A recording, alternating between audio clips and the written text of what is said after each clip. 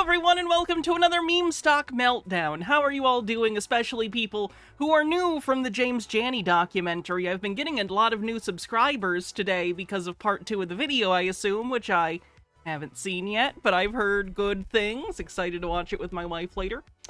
So let's see what's going on in chat. Trey, thanks for 53 months. Thank you also for being so generous and gifting 10 tier 1 subs.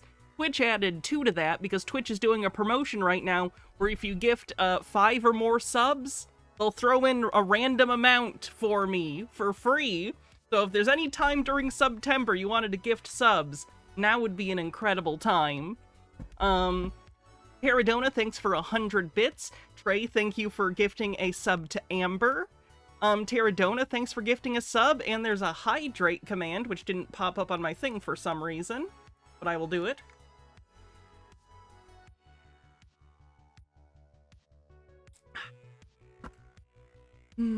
It's an amazing show and you feature more than in part 1. Good. That's great. Dillis Filler, thanks for gifting 5 tier 1 subs. Twitch adds a random sub in there. Thank you. We got to our sub goal. Hell yeah. Thank you, everyone. To Wolfie, thanks for 15 months. We did it. We did it. We did it. Yeah. We ran through the tree. I didn't watch Dora the Explorer as a kid. 21% to level 6 on the hype train. So today we are going to be looking at all sorts of meme stock meltdowns, weird, cringe, embarrassing, funny videos about people from within the meme stock community. Yeah, so it should be good. Should be good. Ooh, wow. Nondescript PHC, thanks for gifting 5 tier 1 subs. Twitch throws in another sub on top of that. Thank you. So, without further ado, let's just jump into it. Oh, hey, Noisy Corax, how you doing? Did you like the documentary? I saw you commented, I think, on it.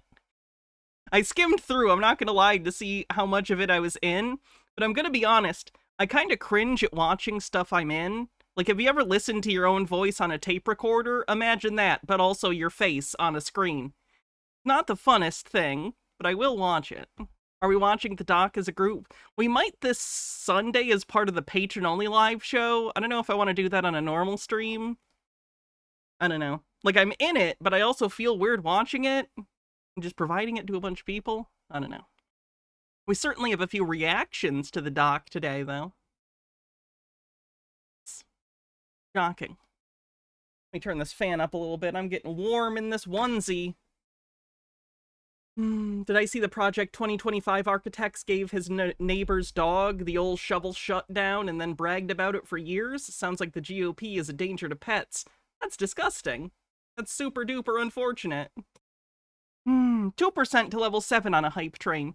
Well, this hype train continues. We can jump right into stuff. By the way, if you subscribed recently or followed because of the James Janney documentary, thank you. Welcome. I'm Hannah. I'm glad that within the brief amount of time you got to see me in the documentary, liked what you saw. My whole vibe is basically I look at strange internet communities full of people with strange beliefs. So I take a lot of time looking at conspiracy communities, sovereign citizens, right-wing, like fringe right-wing whack jobs. So we do a lot of that here. The theme changes every day, but sort of the thesis throughout all of it is just, wow, people believe a lot of untrue, irrational things. What connects these things together? What can we learn about it? While also, frankly, being entertained by how strange people are. So welcome. Hope that's up your alley. Stick around and have some fun. All right, let's see. What are we going to watch first?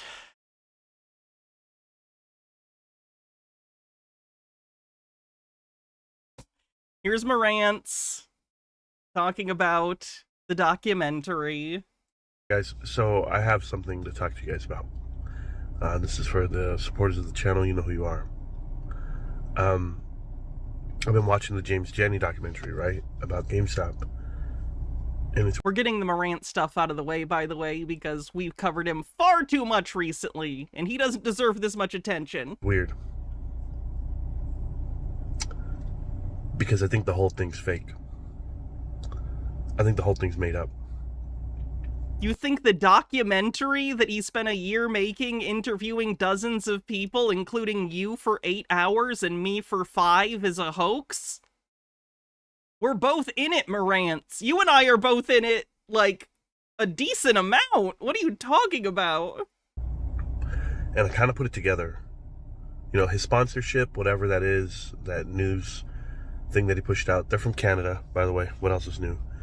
But I don't understand that line. Does he have some sort of, like, issue with Canada that I'm unaware of? Because Ryan Cohen's Canadian.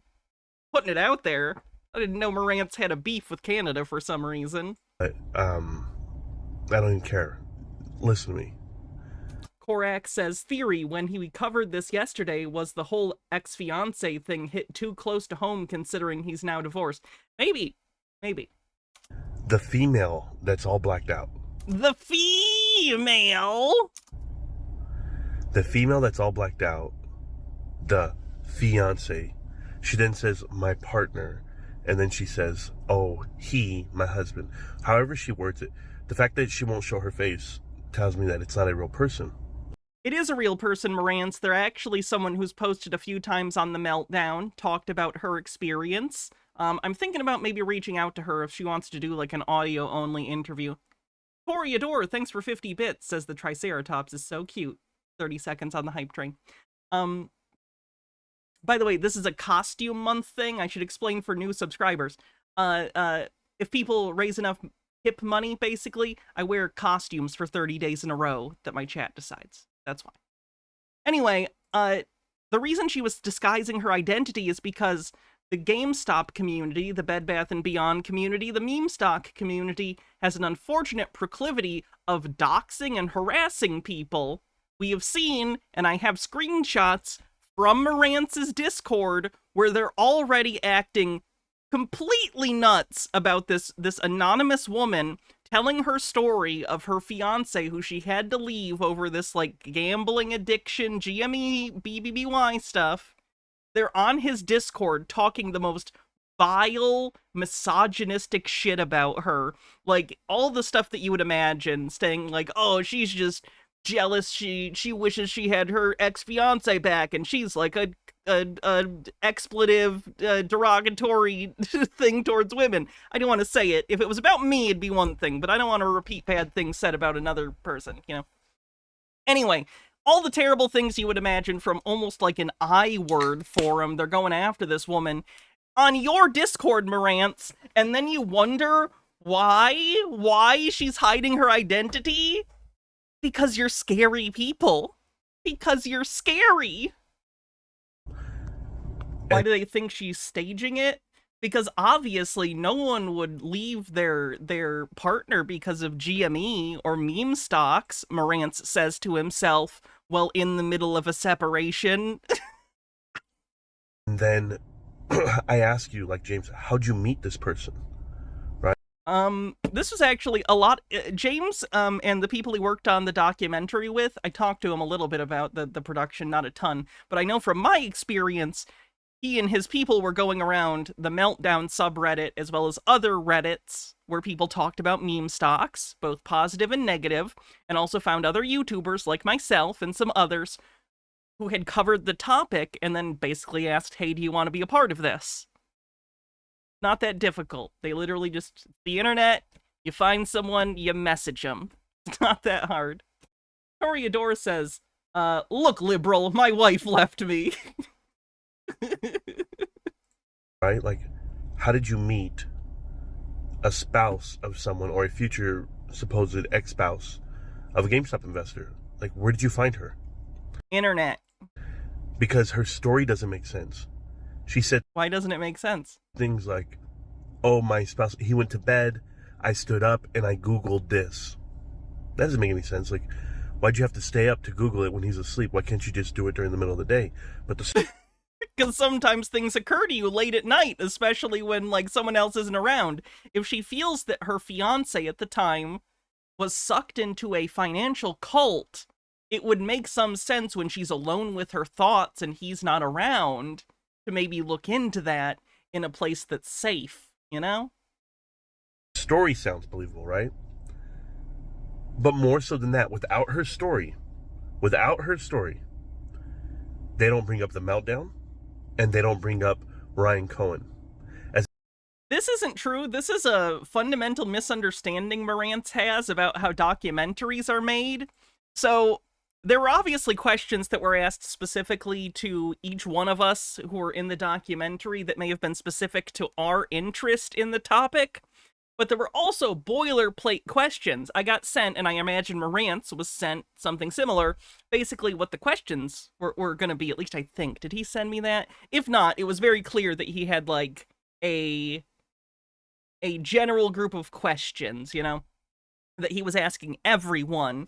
And then when you're in the editing of the documentary, you're trying to form basically the narrative of the documentary to conform to your thesis or to tell the story chronologically or whatever you're doing, and you pull from the different interviews. Like, I did a 5-hour interview. I was asked, for instance, when I did watch a few sections briefly of the documentary, I saw people answering questions I had also answered.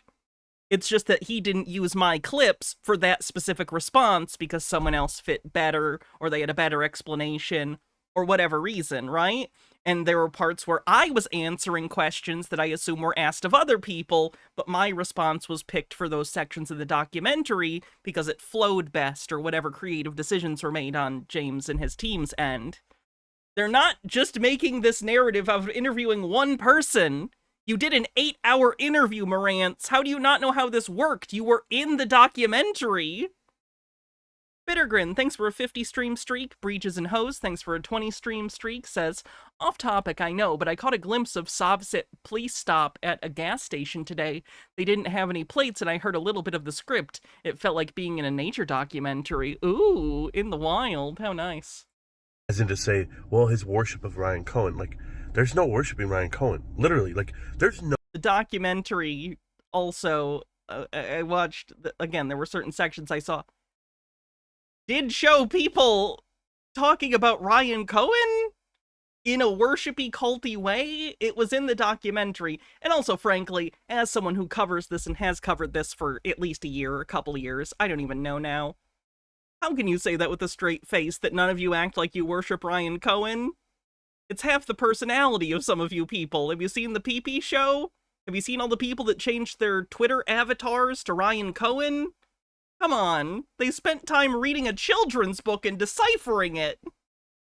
No one. This is the worst story to tell because there's no one to... Ooh, we got one in chat over on YouTube. CBA46, how's it going? To talk to. GameStop investors don't socialize with meltdowners. I mean, there's meltdowners who talk to themselves. They're in their own echo chamber. But how'd you find the meltdown, James? You talk about the meltdown constantly in your videos. He probably asked you about it. I think he did. And then I certainly got asked about it, so you probably got asked about it. Meltdown, you gave them the whole damn platform. You gave them the whole documentary. But take away that... We're having a real-time meltdown on the YouTube chat. CBA, I don't have to read them. I watch the PP show where they read them for me, and then Jake2B can explain with his big brain what all the words mean. Young lady from the whole doc, the lady that doesn't exist, the lady that doesn't show her name or her face or anything. She exists. She's just anonymous. And tell me what documentary you have. Just a bunch of people who are obsessed with GameStop, a bunch of people that give their own money and time into GameStop. Yeah. I think this is all bullshit. And I see how your creative process is done. Because there's no way this takes a year. There's no way this takes a year unless you're waiting for something to play out that didn't get to play out your way. What are you GameStop talking offered about? More shares. GameStop raised more cash. It took a lot of time to get all these interviews, and I don't even want to know the nightmare it must have been to, like, go through the hours and hours of footage of each interview and sort of, like, label it of, like, here's where we're talking about this and this and this, so you can easily compare cross interviews to figure out which sections you're going to pull from for which section of the video. Oh my god, that amount of footage to go through would have been maddening. Gosh, your narrative is wrong. Your information is wrong. All the information on the damn documentary is wrong. Like, fundamentally about the company and what it's worth. CBA, I literally do this for a living. I promise you, I'm familiar with the meme stock stuff, like, quite intimately. Like, a lot. I get if you don't like me. That's fine. No one has to like me. I'm not all that likable. But I do think it's fair for you to understand who you're talking to before you say that. I am familiar with the meme stock stuff. It's a main topic I have covered for years. Paradona says the creative process takes time, says every artist. I've wasted my life. I can't argue with that. But you still pushed out that agenda. Part 2's coming out on Friday. I'll watch it. I'll see what it's all about. Obviously, it's going to be about Bed Bath & Beyond and how they ran people through the ground. But, yeah, your GameStop video, without that fake person, you've got no story to tell. Tell me I'm wrong. You're wrong. Like a lot of the things you say, you're absolutely wrong. What are you talking about? Ashley One Up says, I don't know how much about filmmaking, but I'm very aware that 1 year is actually pretty quick for a documentary. Hi guys, welcome back. Welcome back to my rants. Plenty of good information, a little bit of motivation, a whole lot of truth, no financial advice. It's 3 a.m. and I'm at work. It's pretty cool. Just to know that I have a job, unlike most of these meltdowners. You know, the meltdown, I think it's the last time I'm ever going to be going to that website as of this morning. I was there at 1 a.m.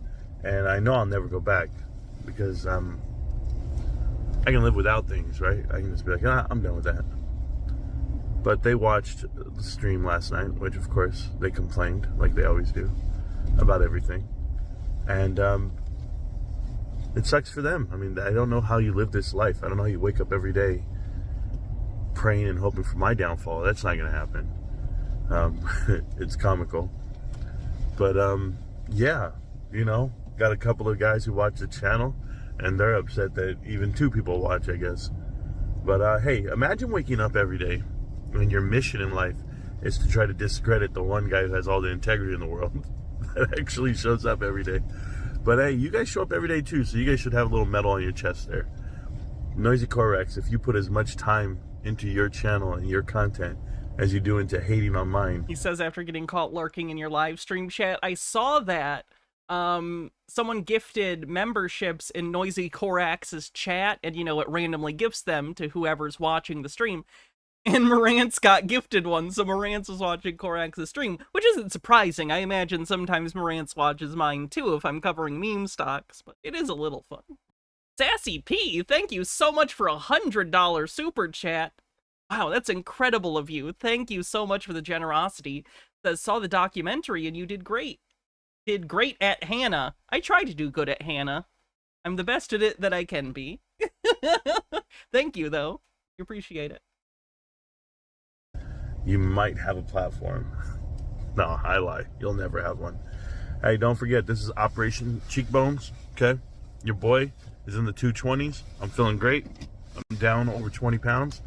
And I'm going to keep going. They can't stop me. Hey, Meltdown. 70 people online out of 30,000? That's crazy. That's absolutely diabolical. But hey, it's Sunday. We're getting ready for Monday. And you know what Monday is. It's MOASS Monday. Hey, I'm telling you. It was Merger Monday. Now, MOASS. Am I allowed to say this? To the moon. Rockets. Naked shares. Oh, conspiracy theories. This is infinite risk. 1 million a share. Am I allowed to do any of this? Am I allowed to just pump and pump and pump and be you guys? Because you guys pump out false information all damn day. And then here I am talking fundamentals and things that are documented, and I'm the bad guy. Oh, Marantz has changed his tune. Really? Really? 4 years of pumping out videos and I've changed my tune? Never. I buy GameStop every day that the market's open. And I'm never going to sell my shares. Are you sad? Are you mad? It's all good. Have a great morning. Me? I'm always looking fresh. I could ask you scrubs, as far as the guys who support me, well, brick by brick. GameStop. Can't stop, won't stop GameStop.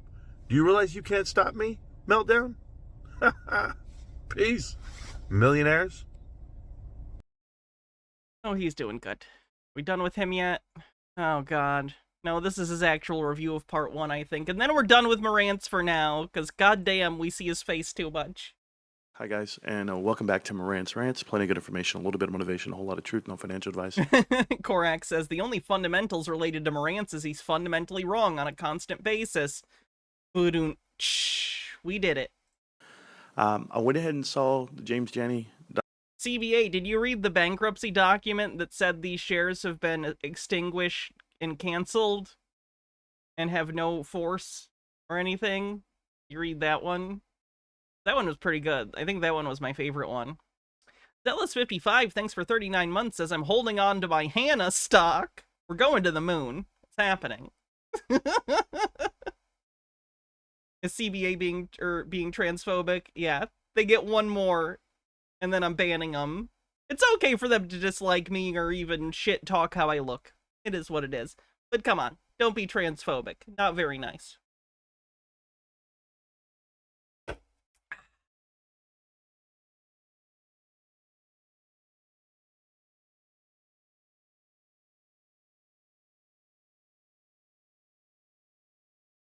Doc. It was sent to me, and I want to make an apology to James. Absolutely great job by James on how he portrayed us to a point. I don't like that he gave the Meltdown a platform, but it's very obvious who the Meltdown I didn't like that they had people on who disagreed with me. owners are. A weird way to look at it. But he showed us in a good light. Just want to touch base on a couple things. It's hard to be factually true. Gitara says, I could never see myself losing money into to a meme my entire personality. Either. Bugga Baggy says, why are all the baggies recording in their cars?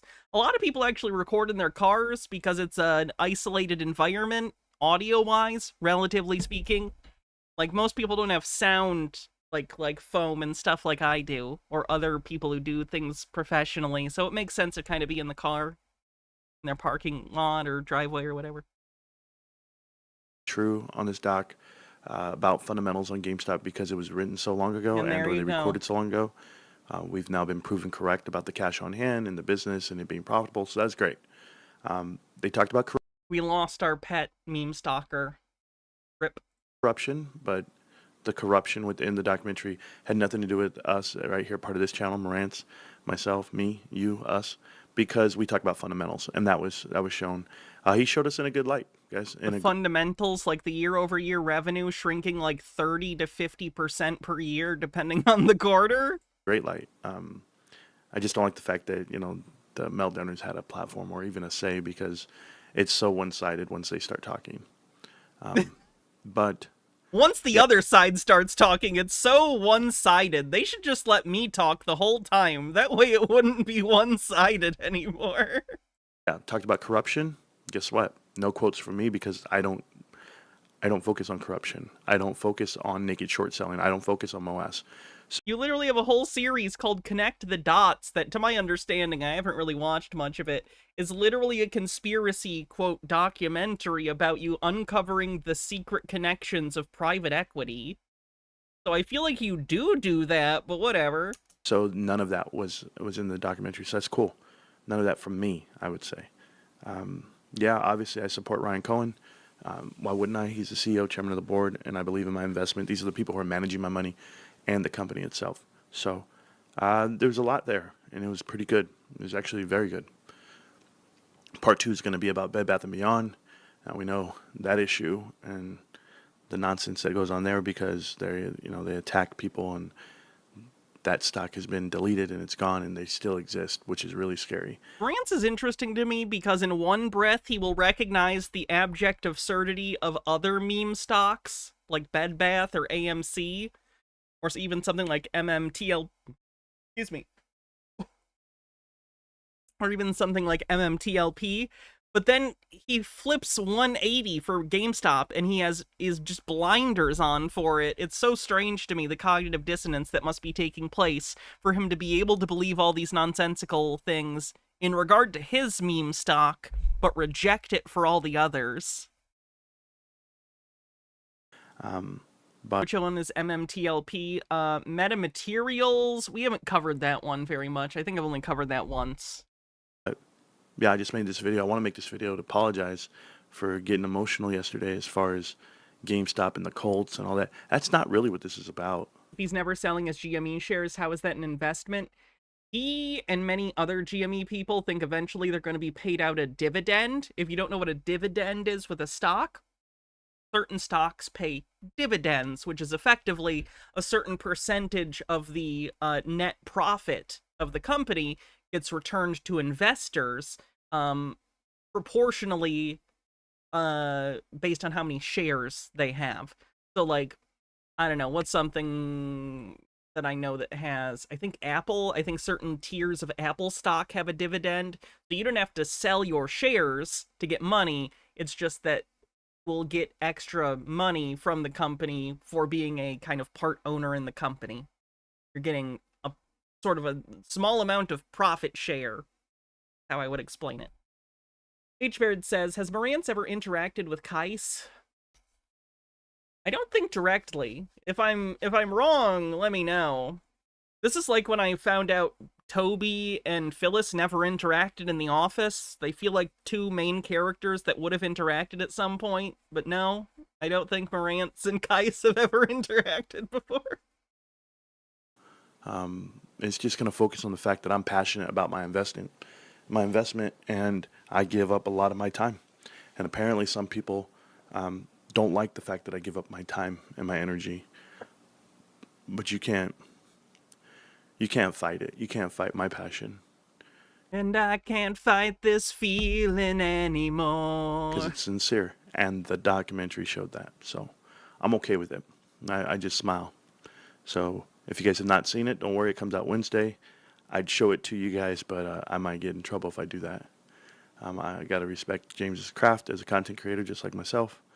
He didn't. He paid for James's Patreon and then streamed his patron early release of the documentary early, which is a real dick move. Like I said, I was pretty heated yesterday, but today, level heads prevail. I watched, and yeah, it's fine. It's rather boring for me, to be honest with you.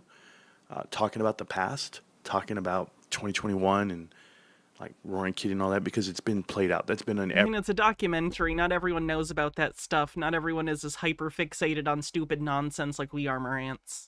every doc, but I guess you got to include it here just to give people the story and the narrative. But yeah, I mean, it's fine. I'll let you guys watch it yourself on Wednesday. I promise you. Didn't get too crazy with me. We were fine. You guys enjoy. I'll see you around. Peace. Thanks, Marantz. Okay, finally, we can move on. Try this one. This is someone from about a week ago talking about how much they love when GameStop stock is down because they get to buy more at a discount. Not a rare belief that's espoused by many of the meme stock people. How do you watch the documentary? It is on James Janney's YouTube channel.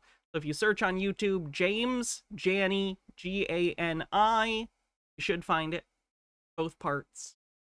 What's up, everybody? It's Dynamite_41. Currently driving over to the doggos because I got a dog sit. You know, I'm working my regular job and then turn around and go sit some dogs, babysit. So, you know, that's just how we roll, and we're trying to build up as much liquidity, much drying powder as we can, so I can buy more GameStop shares. And I didn't go live today. I got a little busy, caught up at work today, got a lot of other stuff to worry about first. I did not go live because the price action was at $19.50, which is what it's at the moment, I believe. Did not go live because of that. I would have went live if we're dropping down to $16. I would have been on there screaming and buying and showing you all my buy orders. I'm still in this for the long haul. I don't care about no short-term price action. Looking at the price was nice today because I was able to buy a few shares as well. Why do you think I save up the dry powder? Just so I could prepare for days like these, because the moment I drop a bomb, whenever it's at $21, and then all of a sudden, boom, we hit $18, yeah, $19.50, whatever. I think he's using dry powder as a euphemism for his cash, and then him buying stocks is a boom, like he's made a bomb out of the powder. Don't know why he's describing it like this, but okay. Penekagami says this is like with the MAGA cult. They're not only in such denial that they're a cult, they also are in denial over how much they worship Ryan Cohen. Like, they all admit they are making decisions based on things RC does, but deny they are sheep following a shepherd. It's always fascinating to see how much people can delude themselves. It is. It is. Ever? Yeah, you know, I'm gonna still have that dry powder ready. I'm ready for next week. I don't know what the stock entails. Korak says it's common in finance to consider cash setting into your portfolio waiting to buy as dry powder. Good to know. For us short term, but I know long term we're gonna win. And that's just me talking about the fundamentals, whether it's the $4.2 billion war chest, cash to cash equivalents that get. Say it, everyone. But what are you gonna do with the money? But what are you gonna do with it? Great, you have $4 billion in cash or $5 billion, whatever now. What are you doing with it? GameStop possesses, that they could do whatever they want to, whatever they please to do with, and they don't have to take out no loans. We only have a $50 million French COVID loan, but ain't shit whenever you have billions in the bank. So I think we'll be all right. And considering the fact that we're making profits now, even though we missed on revenue for Q2 for this year versus last year, I don't really care about that. We still made a profit. Our business is booming. Yes, we are. The business was not, in fact, booming. The revenue was down, I think on average, it was like 30% year over year.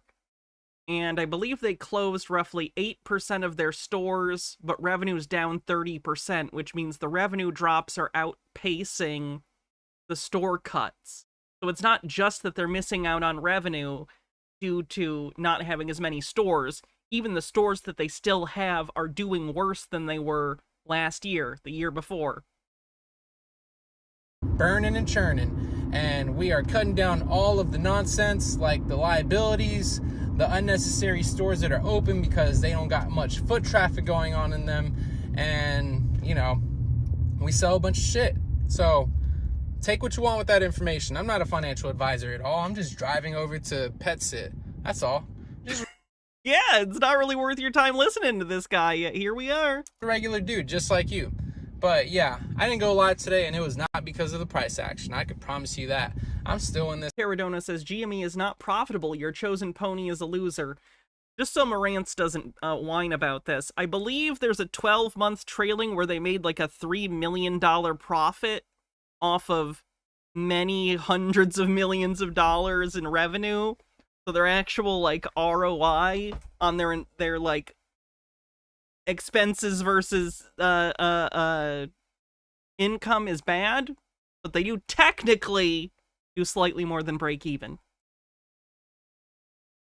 Listen, I bought me some shares today, and I really don't care if we go down even more tomorrow. Please, I would love another bloody day of the week. Another one.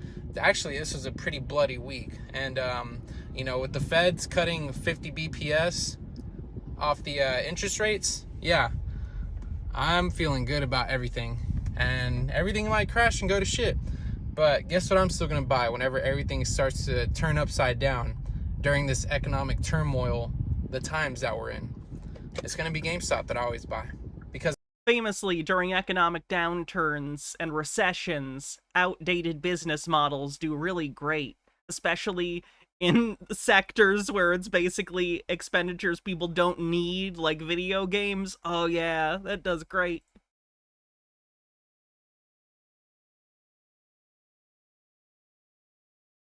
Korak says, this might be a correction actually, Korak says the trailing 12 is an error by the website that produced it.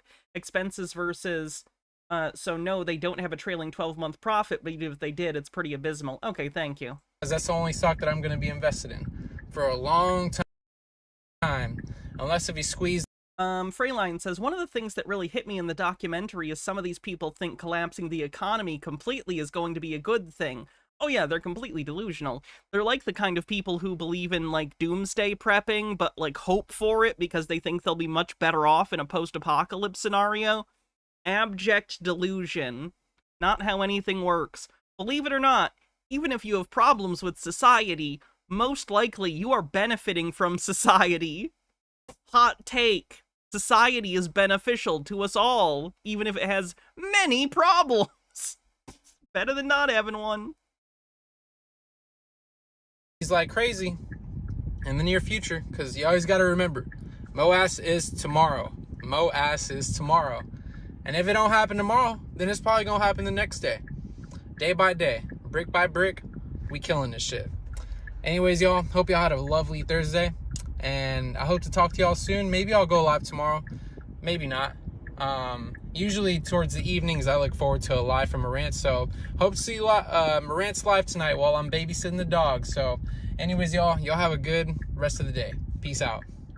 Even in non-Morantz videos, I can't escape the Morantz discussion. YouTube. So in the final hour of trading today, millions of dollars were poured into call options on GameStop, and I do believe a massive move is about to happen for both AMC and GameStop stock. But before I do get into why I believe that, make sure to go down and subscribe if you guys are new to the channel, because I do update you guys on AMC and GameStop stock every single day. So today was a pretty flat day for GameStop. Around 7 million shares were traded. There was a large order around halfway through the day, sending GameStop all the way to $23.10. From $23.10, it came crashing. Yeah, it's the you're going to hell guy. He says it less. I don't know if he heard that critique from someone else and took it to heart, but he does tell people they're going to hell less.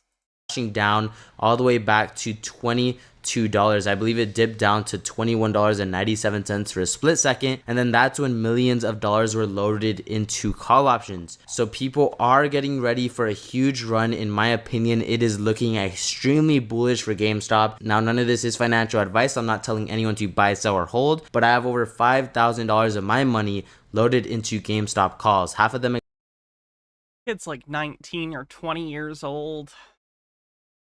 I think he just talked recently about he was down like 500 or 700 from recent options trades. Where are this kid's parents? Oh my god. Gitara says, I used to be friends with a guy who got really into doomsday prepping. It straight up consumed him, and it seemed like every time anything bad happened anywhere, he would assume that those events would cause a domino effect that would destroy society. My friend group and I had cut him off. I worry about him sometimes, but he's too far gone. It happens, unfortunately. expiring in November and half of them expiring on October 18th. I really do believe this can be the start of the third run. Obviously, the volume is low right now, and we know who brings the volume to GameStop. Roaring Kitty. He hasn't given us an update in over 100 days on his portfolio. Funny that's basically an admission that's a pump and dump scheme. We know who helps pump this stock. Roaring Kitty. And I do believe it was him that bought more. Back when there was an order of around 5 million shares, I believe that was Roaring Kitty averaging into more GameStop at a discount. AMC, on the other hand, was down 1% today at $4.50. There was an interview that recently came out with Adam Aaron. We're going to go over that as well. Adam Aaron's parents were used as leverage and collateral for his trades. What a shame. Did go over the share price for a brief moment, talking about debt restructure and all that. We'll watch the video right now in a bit. But 7 million shares were traded for AMC today, and it did hit a high of $4.66. So flat day of trading for AMC as well. But I do believe going into next week, we are going to get some moves to the upside for both AMC and GameStop stock. Unity Software, on the other hand, is also trading similar to GameStop. Closed up 1% today, almost like GameStop. I mean, they're looking pretty similar today. The volume for Unity is a little bit higher though. 11 million shares were traded, and it's something to keep your eye on. This can be a company that GameStop is possibly going to buy a stake in. A lot of people are saying though that it is going to be cost that GameStop buys. The market cap is only $66 million right now, so GameStop could easily buy costs with the amount of money that they have in cash. In my last video, we did go over how GameStop and costs are talking on X. So who knows? It's costs again? Why am I blanking on costs?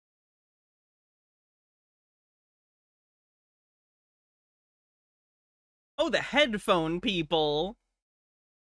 Why would that be good for GME? This feels like the Candy Con thing again, where they think some, like, what's it called, in-house brand, like Bed Bath and Beyond did this a lot too, where they had, like, they bought different like semi-popular brands of things and made them in-house specific brands. I forget what that's called.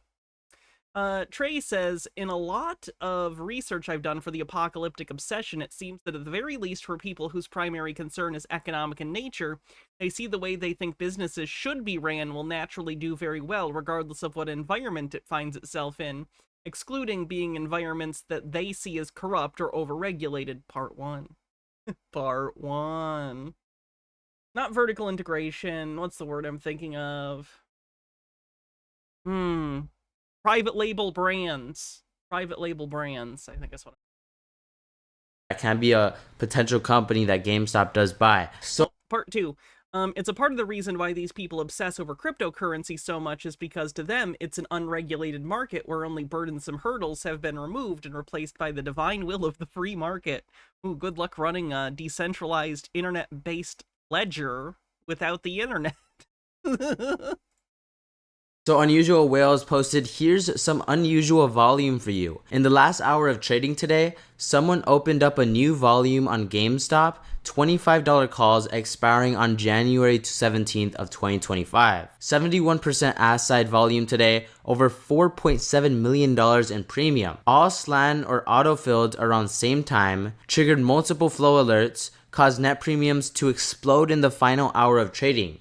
GameStop's volume today as a result was 88% bullish, 90% bullish premium. Dark pool activity was also very active, so people did get active today for GameStop stock. Even though it was another flat day of trading, I do believe right now GameStop is in this accumulation phase and it is getting ready for a leg higher. Obviously, if Roaring Kitty does come out and do a portfolio update, or even if Ryan Cohen comes out with some crazy news that they're acquiring a company, it is going to be.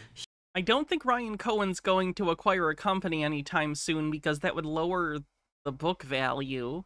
Like right now they have cold hard cash that's going to put a pretty hard floor on the price. So whenever he decides to actually jump ship on this thing, he wants them to have as much cash as possible. That way there's a high floor, so when he eventually sells out of this thing, it doesn't crater down to a point where he no longer is making a profit. Huge for the future of GameStop, and it is simply going to send the stock to the moon. I mean, the interest in GameStop right now and AMC is like never seen before. The cult has been built up. There are millions of new is like never seen before. The cult has been built up.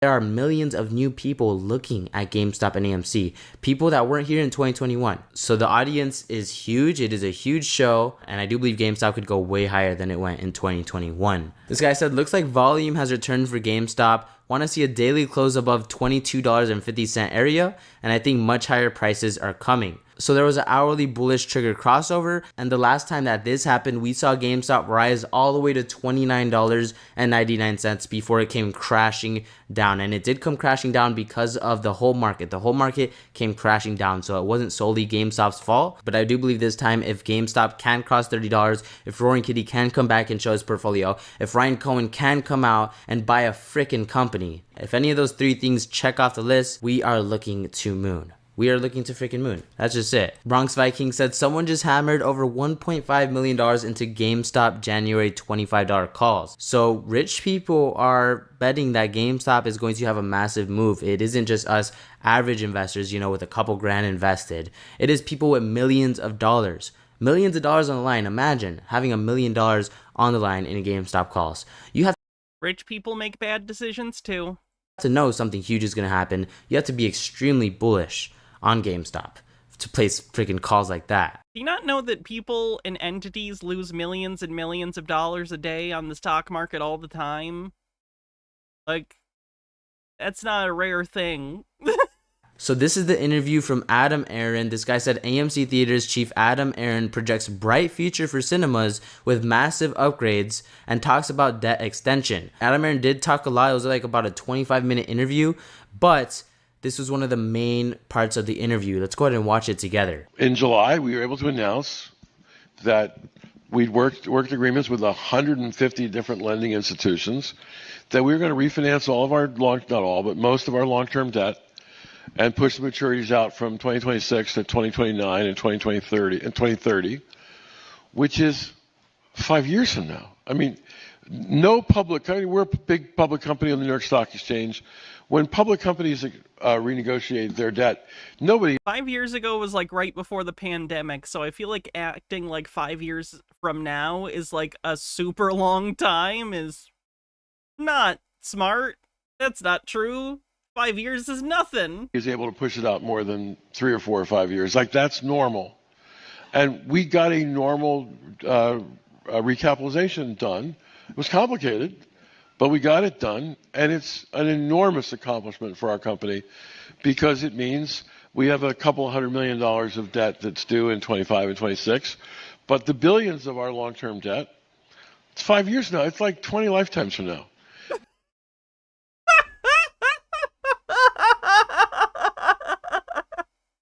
That's such an insane attitude to have. Oh, we owe billions of dollars to our creditors, but that's 5 years from now. That'll never happen. You're telling me 2030? That's not a real year. Get out of here. Buy my popcorn. See, if I was told I owed people billions of dollars in 5 years, I'd be quite stressed. I'd be very stressed about the prospect of that, but yeah, what are you gonna do? And it's normal. I mean, no one's ever going to refinance your debt out 2 decades, but we certainly tried. We asked. One of the most important things that we did in this refinancing is not only do we push our debt, we pushed out $2.5 billion of debt maturities from out of $3 billion from 26 to 29 and 30. But we also embedded in that those new debt instruments a convertible debt instrument. Like, this is inside baseball, I apologize, but it was like really important for my company because it means that Variety can't write articles like we're dead anymore. So one of the key things, we did a $400 million convertible debt instrument, which if our stock hits $5.66 a share, and we're within $1 of that right now. Let me see what it's at the moment. I'm not actually sure as what it is as of today. $450. $400 million are. Ooh, it didn't do well today, though. Debt automatically converts to equity, which lowers our interest expense and lowers our debt ratio by close to $500 million. So $5.66 is that key level. When AMC stock crosses that level, it is going to be amazing news for AMC because boom, $400 million turns into equity. Less interest on that debt. I mean, Adam Aron's probably going to make a post, come out, that $400 million, boom, turned into equity because the price hits $5.66. And we already know how that is going to happen. Obviously, today we hit a high of $4.66, about $1 away from hitting that. When that does happen, what he's forgetting is that dilutes the shareholders. Yeah, I don't know if Mikey, who is the guy whose video this is, I don't know if he understands that. Does he understand that this is a financing agreement in which, like, a company, if a bank or whatever that loaned them money is okay with converting and getting stock as part of the compensation for that, they're gonna sell it. They're probably gonna sell it into the market to make the money that they're owed.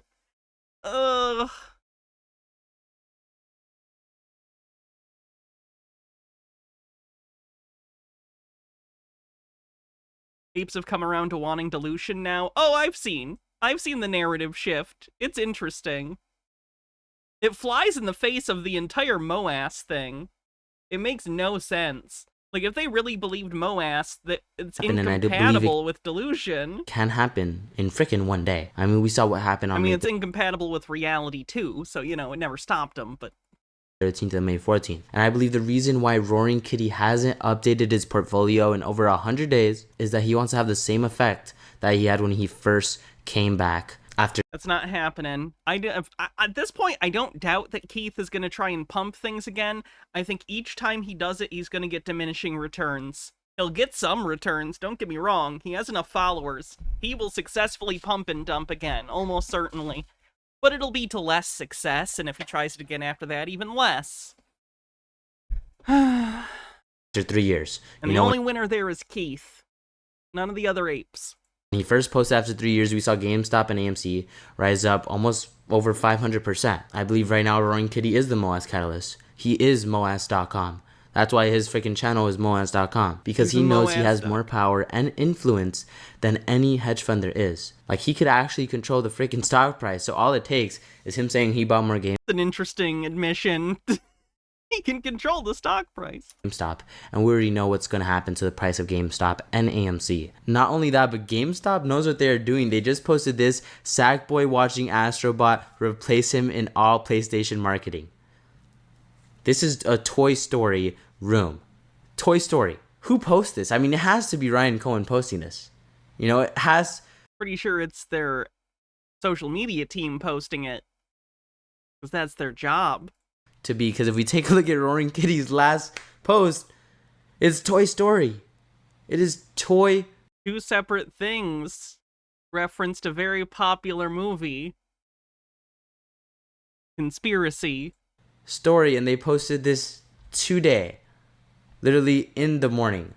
Gray says, what's incredible, I think, is he's always going to chase the high of the recent pump and dump. He went to bed so close to being a billionaire, and he woke up in the, to the delusion and understanding that his scheme was ruined. Yeah, he on paper was a billionaire, but was never able to make those gains realized. It got diluted, and his plan was foiled.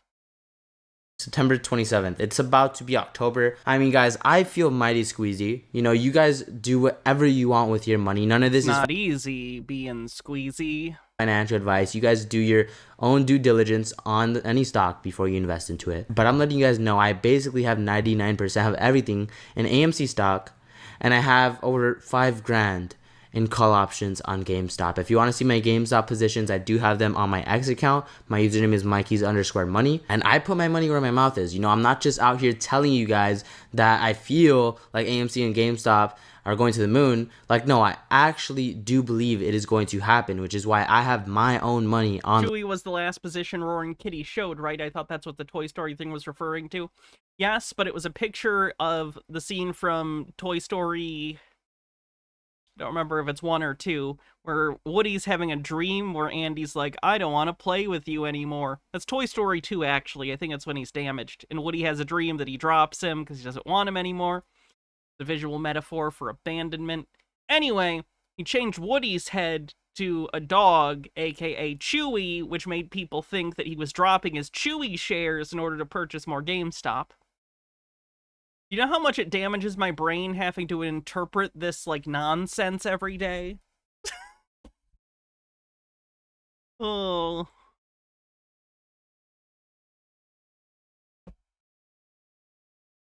Loading. Do it! Boo! Boo, YouTube! Boo! Only a minute left.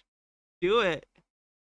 The line, guys, and you guys could keep laughing in the comment section. You guys could keep doing what you're doing, keep engaging in the content. I love to see it. It gets the videos out to more people. At the end of the day, you know, the same people that are commenting, laughing right now on every video that I post are the same people that were laughing when AMC stock was at $3, when GameStop was at $10. Look at the price now, guys.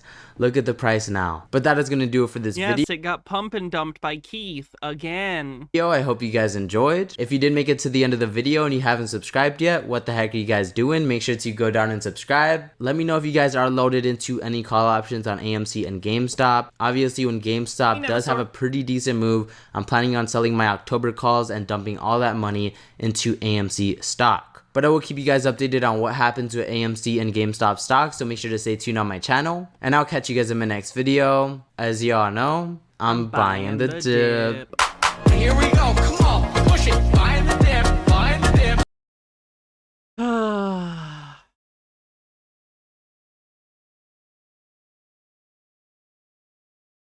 Here's saying... Here's a meme stock person claiming they think short selling should be illegal. It's not financial advice, not legal advice, for entertainment, educational purposes only, and anything I say is my opinion. Please don't make any financial decision based on anything I say in these videos. Listen, you got the shills attacking me because I think short selling should be illegal. I think short selling is unconscionable. I think the fact that you can borrow something you don't own and then sell it and then do everything in your power to destroy it and then give it back to the person you borrowed it from should be You're adding a whole step in here of doing everything you can to destroy it. That is not a part of short selling. Not what we're doing here. Illegal. Me wording it like that makes it sound like I'm a short seller. I hope there aren't any melties watching. That's not good. Or not melties, baggies. I'm the melty. But what they keep screaming, oh, well, short selling is legal, so therefore it should be accepted and I should stop arguing about it. Okay? They think because these bad actors, in my opinion, who control the laws, they made it legal because it benefits them. Okay? And just because something is legal, once we learn everything about it and the damage that it causes, it should be made illegal. Do you guys remember when child labor was legal? Phyllis Filler says, short selling is weird and contrived, but it's not like it's the dominant market force. They believe it is. You gotta understand, for a lot of the meme stock people, they have developed or obtained the belief from others that the main source of a stock going down, that the main source of downward pressure for any given stock is short selling. Like, if you genuinely asked 10 of the GameStop people or meme stock people, hey, what causes a stock to go down? I think very few would initially say, oh, well, the ask price, ended up being lower than it was previously over a long enough period of time, or the certain, buying pressures changed. They would say it's short selling, would be my point. Thanks, Alexandra.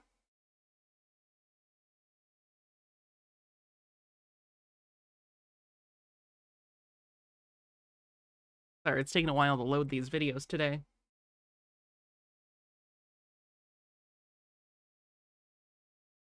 I acknowledge you, no justice, no peace. Consider yourself acknowledged. We decided that it was too much harm involved in child labor, so we made it illegal. Okay, what's the harm in short selling? People were able to smoke on planes, smoke anywhere they wanted. But we decided as a society that the harm was worse than the benefit to the people who were smoking, so we made it illegal. I don't understand what he considers the downsides of short selling to be.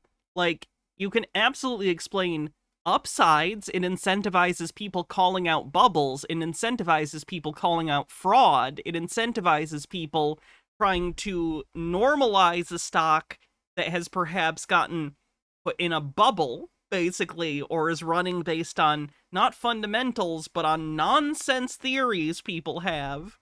What's the downside here? Green guy with a $3 tip says, Hannah, so Trump's popularity is going down due to short selling? Absolutely. That's gotta be it. Because obviously he does nothing wrong ever. Heroin, at one point, was legal in the United States of America, but we saw the damage it caused, so we made heroin illegal. Drinking and driving. Everybody used... Korak says a perfectly healthy company can't be harmed by short selling. I think part of the GME thing can be explained by it's a group of people who think about the stock price as a health bar, and the company is their player character. And they think it's a fight between them and hedge funds to get the health bar really high, and the hedge funds want to get it to zero. I think that's how they conceptualize it. Is they think that, like, the stock is, like, the heartbeat of the company. Oh, so trying to find coded messages in children's book is nonsense now? Yeah. Yeah, it is, unfortunately. used to do it, and it was legal. But we saw the harm that it caused, so we made it illegal. We thought lead paint was the best thing in the world before 1978. A lot of the new stuff doesn't taste nearly as good. Lead paint. And guess what we decided? Is PP still at it? Oh, you bet. It was bad for society, so we made it illegal. The point I'm trying to make is this. Just because something is currently legal does not make it good. And the fact that you see all the trillions of dollars being stolen from retail investors, pension funds, and institutions that follow the rules by these naked shorters, That should be Naked shorting is already illegal. more than enough evidence. You're literally conflating just normal short selling with a hypothetical naked shorting, which is already illegal. That the harm caused by shorting and naked shorting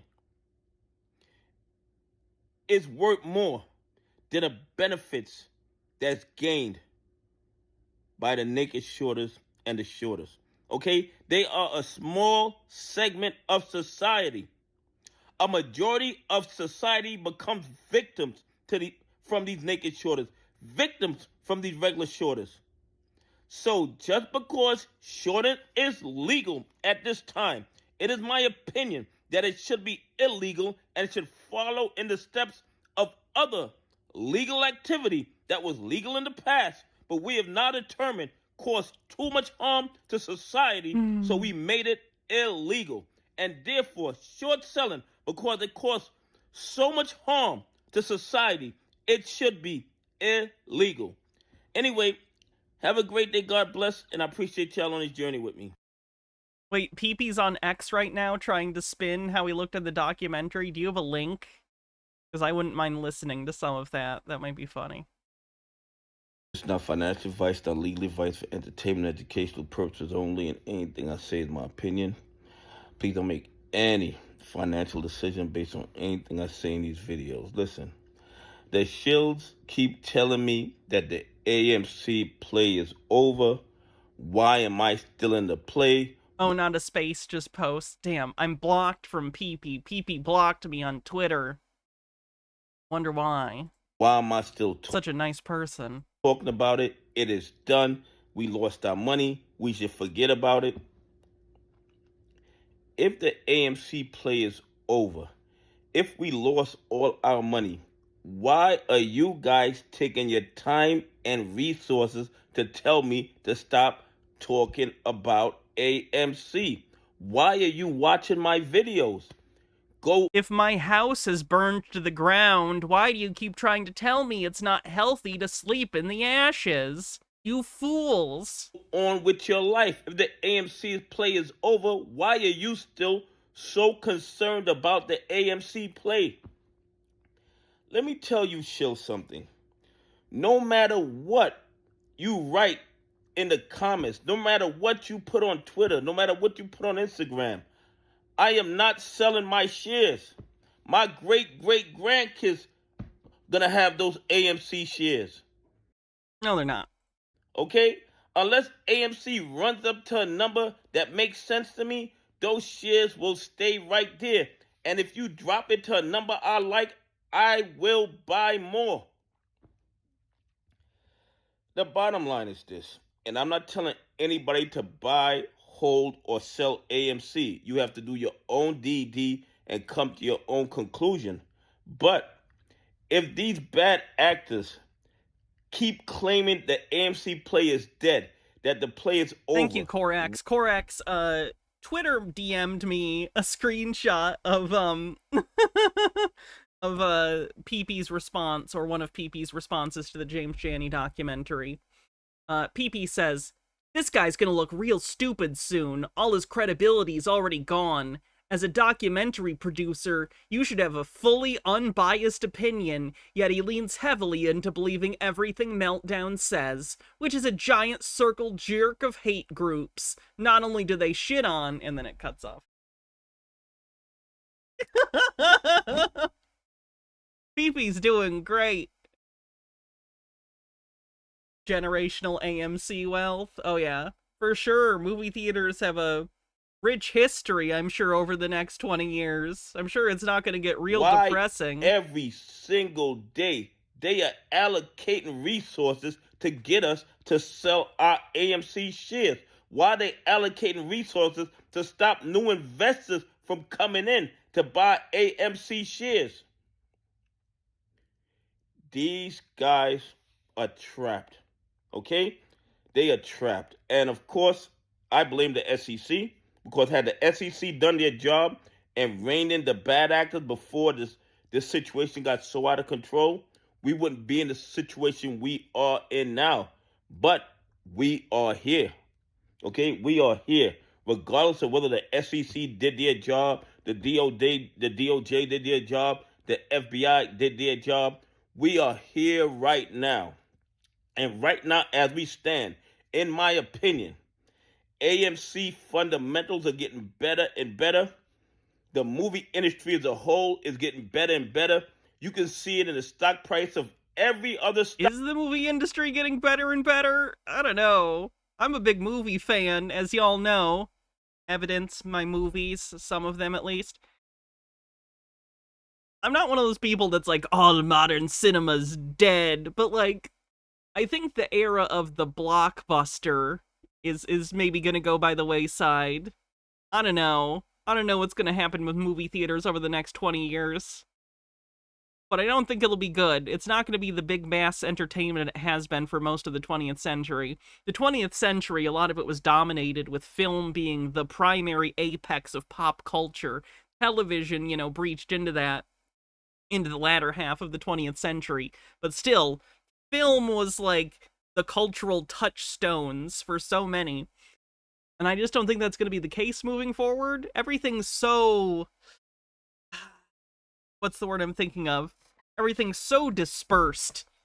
I don't think people have big cultural touchstones the same way they used to. And I think interest in film is not quite as high as it was.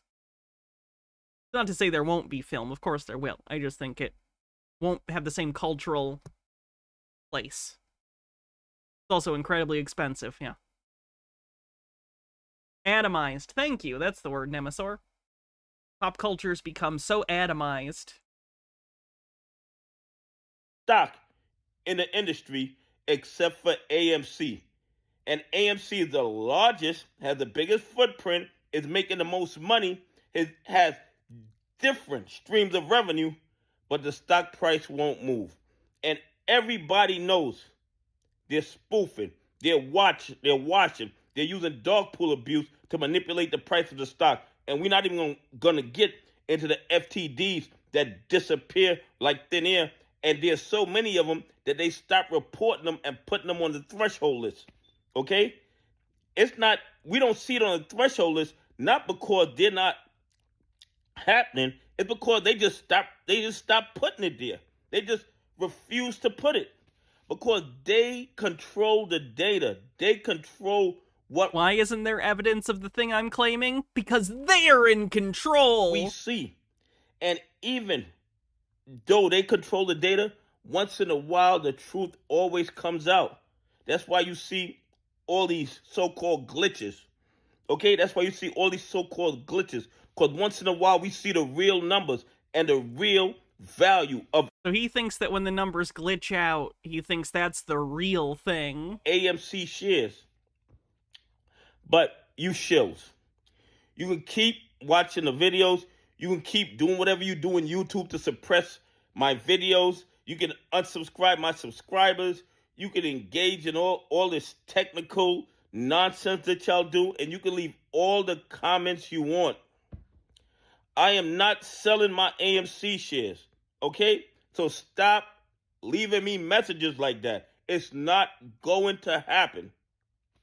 Anyway, please leave some comments. Tell me what you think. Why do you think the shills are so concerned about me selling my AMC shares, about me stop talking about AMC when they claim the play is over? Anyway, have a great day. God bless, and I appreciate y'all on this journey with me. Korak says him making 8 videos a day does plenty to suppress his views. Oh boy. Have you seen Ape Father? That guy uploads like 20 videos a day.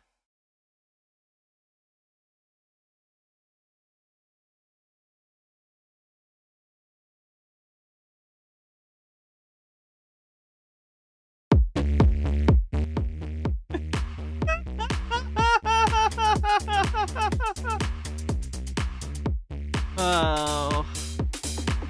What a particular personality this is. Gotta get it to the right place.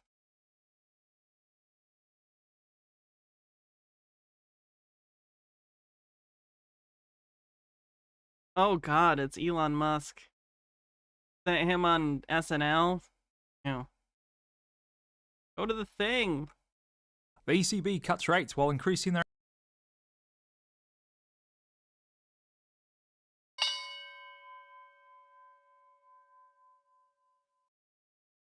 And there we go again, guys. High highs, high lows, and the S&P 500 calling up in a... You want to know how Ape Father's doing? I can find out. I didn't actually pull up any of his stuff today, but I can look at him.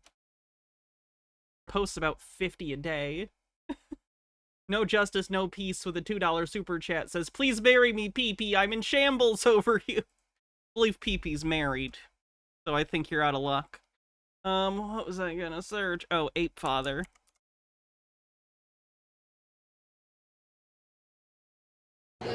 So my steaks. He posts a ton of food videos.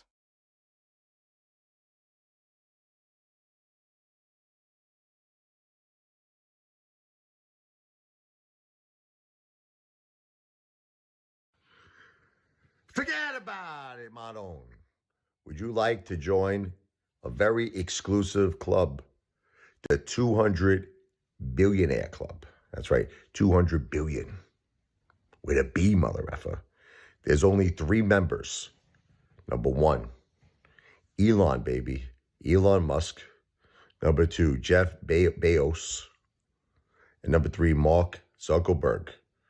Soon there will be 4 members.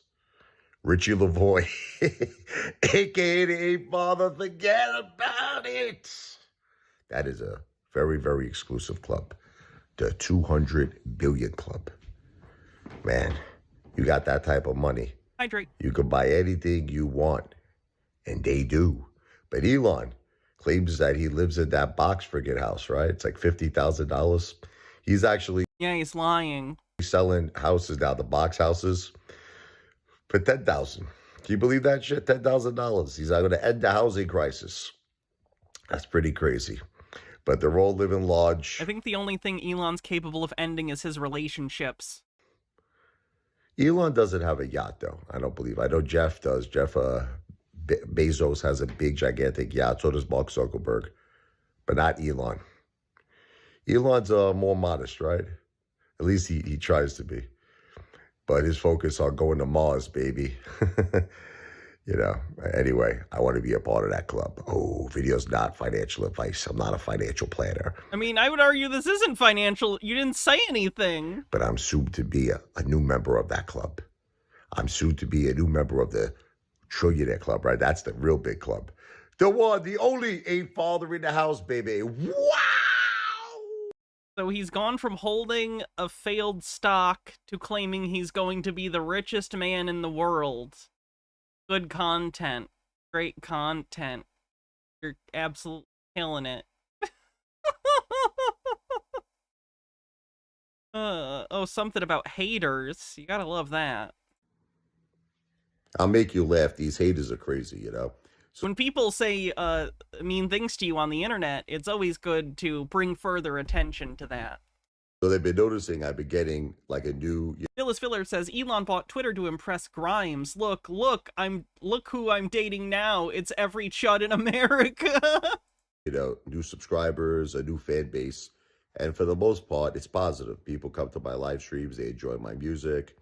You know, they enjoy my channel. And they've been, you know, leaving positive comments. So it's been driving the haters crazy. So they're like, we have to figure out a way to make Ape Father, you know, feel he's still very hated.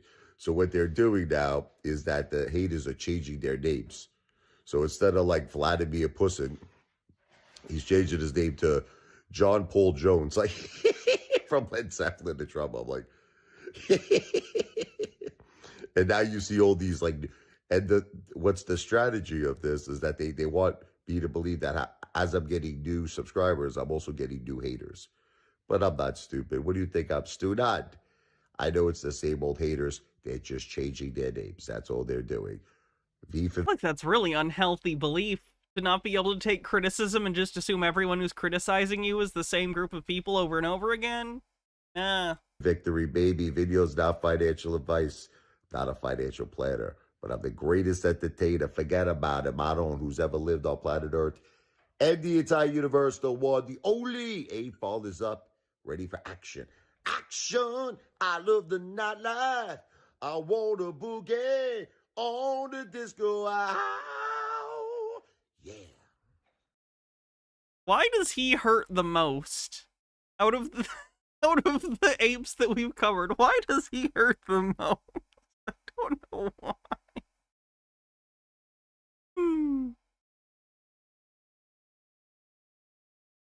Oh, good, he did a Trump song.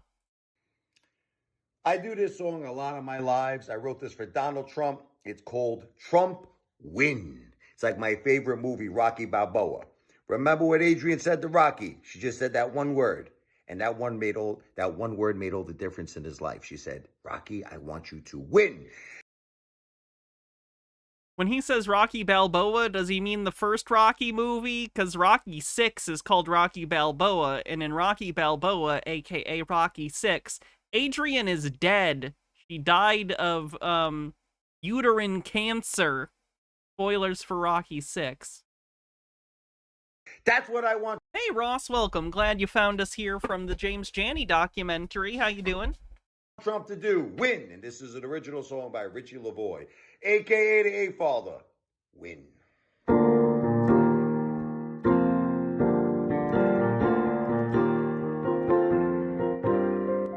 No, she didn't die in 3. Mick died in 3. She made it through Rocky 5.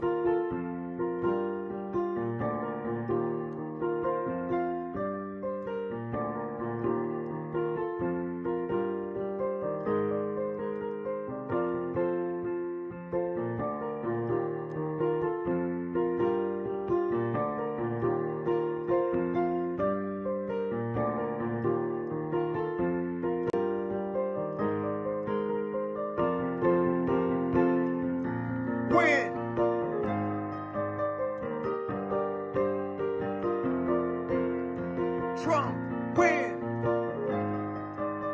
Make America great again.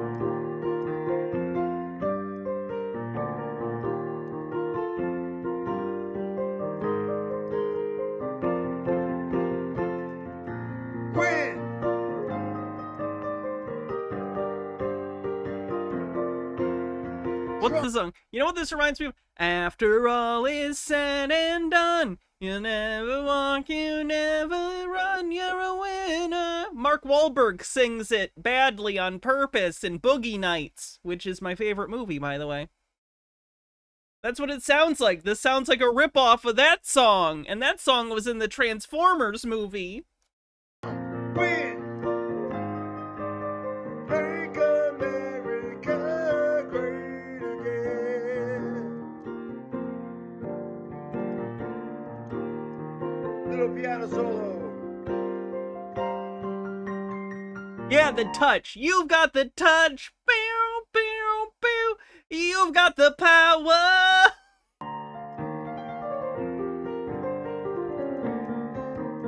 It's a good song, by the way. But yeah, the Ape Father's not doing good. This is what he's doing. Oh, is he literally doing online gambling now, too? Oh, with a roulette system. Oh, no. Oh, God, change the refresh rate on your camera. Holy shit, change the shutter speed or change the refresh rate of your monitor. Oh, my God, it's so flickery. Let me start by saying I do not condone gambling. You should only gamble for fun and entertainment. Always be prepared to lose all your money. Only gamble what you could afford to lose. We're starting with $1,000 bankroll. This is slowly but surely becoming my favorite strategy to play with roulette. So we're going to put $5 on zero. I'm going to hope that this isn't real money and that this is literally just like a game. Like this isn't real money. 5 on double zero, $5 on the entire first 12 column here. All 12 numbers. Oops, made a little mistake there. Fun fact, there isn't a system to beat roulette. If there was, there wouldn't be roulette in casinos. Start that again. Sorry about that. I don't want to do a split. I want to go straight up. Straight up now, tell me, do you really want to win forever? Oh, oh, oh. Let's do it. Okay. I wish I was a therapist Now that we're gonna skip specialized the in second gambling 12, and we're gonna play the addiction. entire third 12. $5 on each number. Forget about it. Maron. Is his strategy just to bet on every number? Maron. So your total bet is going to be $130, and if you win on any of these numbers, you're going to win 50. You only lose if the second column comes out. Let's go.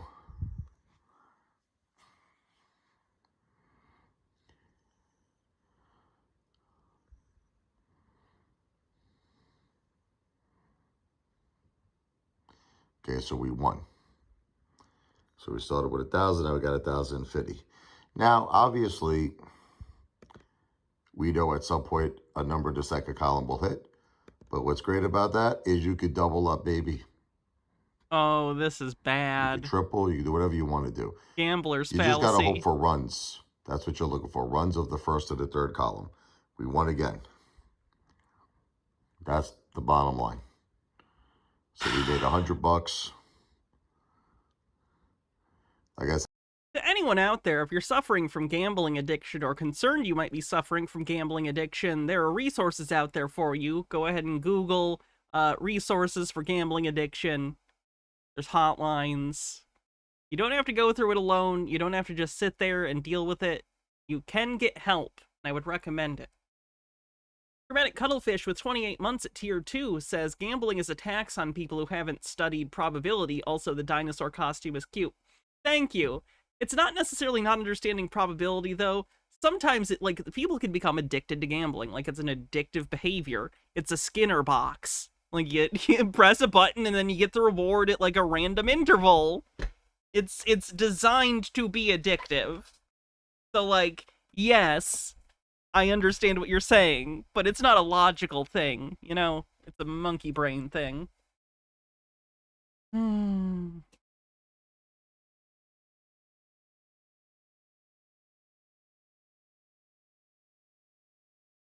Here's Houston Wade being asked a question about how MOASS will affect the monetary supply, as they believe that MOASS will basically destroy the world economy, except for GameStop, of course.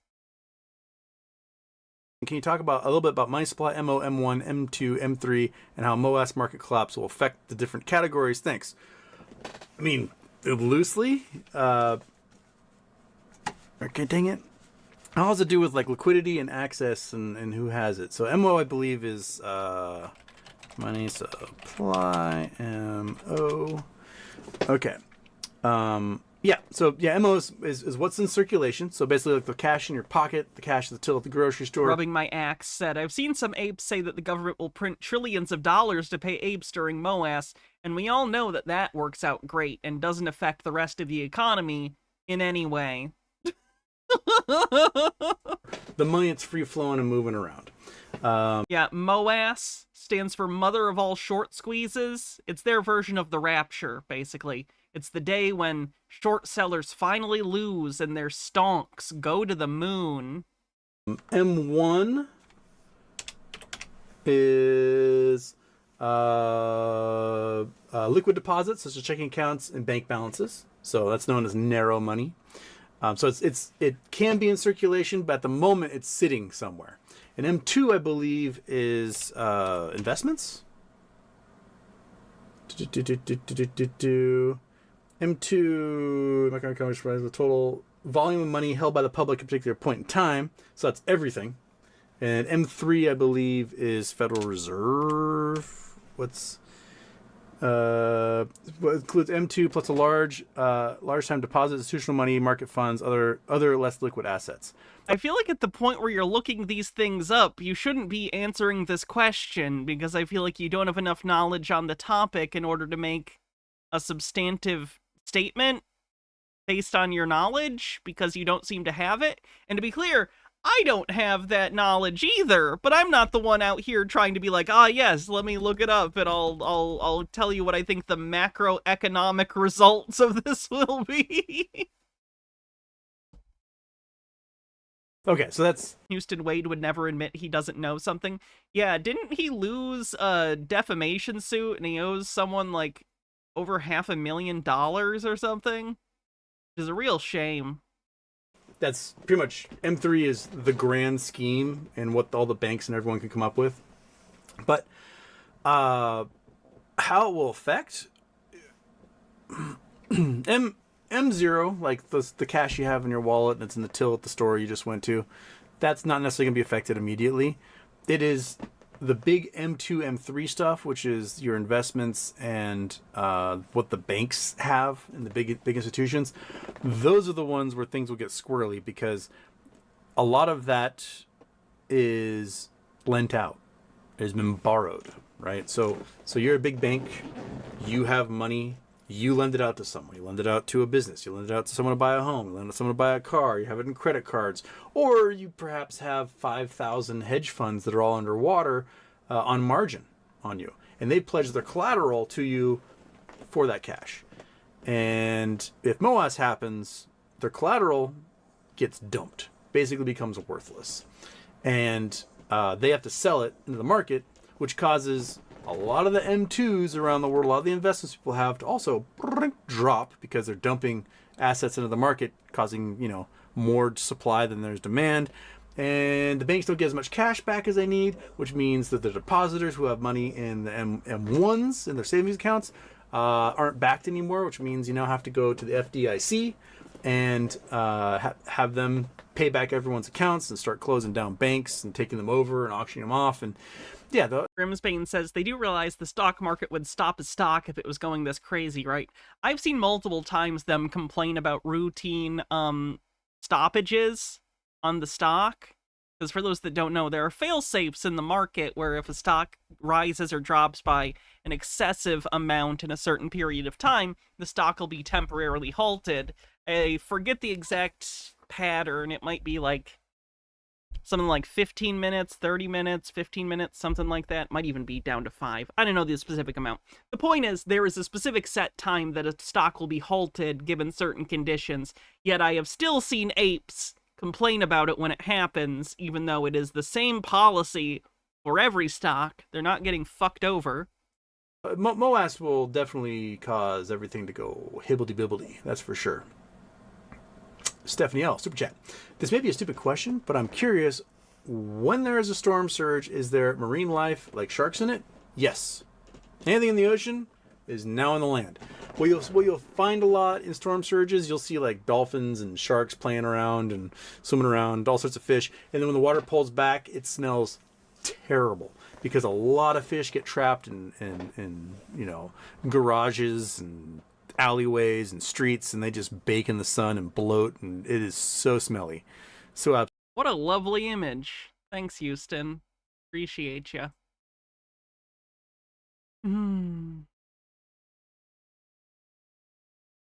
So this is from Tetron Invest. This is from a couple weeks ago when GameStop's earnings preview came out. I just want to briefly preview GameStop's earnings today. Analysts are currently expecting $895 million in revenue for the quarter and then negative 8 cents of EPS. When you look back to EPS is earnings per share. The same quarter of last year, it seems inevitable that revenue will decline year over year for the same quarter. However, I really want to see improvement in EPS, and then beyond that, what I'm really looking for is an operational profit going forwards. So we've seen them been able. That is what you would want in a company. Wow, its actual operations make money instead of just selling stock? Crazy. Can you imagine a business just being functional on its own? What an idea. To turn a net profit, but not consistently turn an operational profit. The only quarter out of the last 4 quarters to turn operational profit was Q4, which makes sense because operations are scaled up, and historically speaking, they have been operationally profitable pretty consistently in the fourth quarter. But really going forwards, yeah, it's the fourth quarter. If you can't be operationally profitable in Q4, what are you even doing? I want to see them stop the bleeding on the revenue. So if they can just improve a little bit from Q1, that would satisfy me personally. Then beyond that, EPS, I'm looking for about 7 cents. I would say that's the rough Tetron estimate, if you want to call it, although I'm not in the business of giving financial advice, and I could absolutely be wrong, right? So just to be perfectly transparent on that. Nobody knows what's going to happen until the numbers come out. But really, if they can just turn a small operational profit, I think that would be great to see. And then I estimate maybe roughly $24 million or so in interest income for this quarter. And with that being the case, that's where I get roughly 29 million in net profit, and that would be roughly 6 or 7 cents in EPS. So just some of my thoughts going in. Again, I really just want to see an operational profit. That would be the most encouraging to me. And then beyond that, anything else, I would take it. But I generally have low expectations going in, and we'll see what happens. So I expect volatility, but just be ready for anything and everything. Have a good Just want an operational profit for Christmas. Gillis Filler says, a related cleanse. Oh, the whale! It had to be said, the Oregon State Highway Division not only had a whale of a problem. Is this really a cleanse? This is a whale exploding. Is that a cleanse? On its hands, it had a stinking whale of a problem. What to do with one 45-foot, 8-ton whale dead on arrival on the beach near Florence? It had been so long since a whale had washed up in Lane County, nobody could remember how to get rid of one. In selecting its battle plan, the Highway Division decided the carcass couldn't be buried because it might soon be uncovered. It couldn't be cut up and then buried. Forrest Espion, thanks for 24 months. Says, hello, meme stocks be like. Wow. Wow. The land of make-believe. I'm not gonna watch the whale video. I don't want to watch the whale explode. No offense to the whale. For those who've never seen the video, they basically try and shove, but they try to explode the whale to get rid of it, and it rains hot, molten whale all over everyone. Jade Monkey, thanks for 12 months, almost kicking off a hype train. About is psychos like me that are going to hold to 20 million plus. They're worried about a systemic event that's going to bankrupt hedge fund after hedge fund after hedge fund after hedge fund. What I would like to point out here, that we have come dangerously close to the collapse of the entire system, and the public seems to be completely unaware of that, including Congress and the regulators. So when the shorts cannot deliver the shares, the broker representing the longs must, by the rules of the system, go into the market and buy the shares at any price, pushing the price into the thousands. And upwards of $50,000 to $100,000 to run hit pieces against us to make us look like idiots. So Holy crap. Nemesaur, thanks for gifting 20 tier 1 subs. Woof! And Twitch adds 4 and 12 bonus to gift subs. Jesus Christ, that's a lot of subs. Thank you, Nemesaur. And thank you, Twitch, for running this promotion. It truly is an incredible one. 6% to level 6 on the hype train. For those that don't know, if you gift 5 subs or more now on Twitch, at least as of right now, I think until the end of the month, they add a random number of bonus subs. So now would be an awesome time to gift subs if you want to help support the channel. Thank you, Nemesaur. So incredibly generous. Nobody wants to get involved, but guess what's happening? The hose is on. You think I can't tie my thoughts together after Catelyn shows me her hooters? Guess again. I'm a professional, okay? I'm the best. The hose is on, the DRS can't be stopped, and we are inevitable. The DRS count has gone down, by the way. It's been going down. Every single day, something more bullish happens. The company doing great, transforming itself constantly. And we're over here just getting more pissed off because of things like that. We have the dumbest enemy who thinks they're the smartest enemy. And every day I'm more convinced that they are just complete buffoons. When they go on shows like Jon Stewart's The Problem, sit across from Jon Stewart and say they don't have enough money to buy a cup of coffee, but they spend 20 to 100 grand to do a hit piece on the people that they say they're supposed to protect. Well, guess what, sir? You don't deserve to be in a public office. You don't deserve to be in any form protecting anybody that you're elected to help. And when you were in bed with Goldman Sachs for, I don't know, 20 years, you don't deserve to be the leader of the SEC. When you're worth 120 million, you don't deserve to protect the people. We need the people to protect the people. And there's no way to do that. Why? Because politicians suck. I really, really hate these people's faux rhetoric towards populism, towards working class people, because it's all a facade. It's bullshit. These people want to make a quick buck and become millionaires and billionaires. They don't care about institutional problems. They don't care about actual poverty. They care about their personal poverty, if that even exists for them. No one wants to be a politician in 2022, and if you do, you're a squeaky wheel blue check mark. Think about it. You're in it just for yelling and screaming and pushing agendas. That's my opinion. Say I'm wrong. Or you're in the pocket of somebody else, or you're holding the pocket of somebody else. Yeah, that's a prison reference. Somebody's B word. And they're loving that A word of yours because they're bending.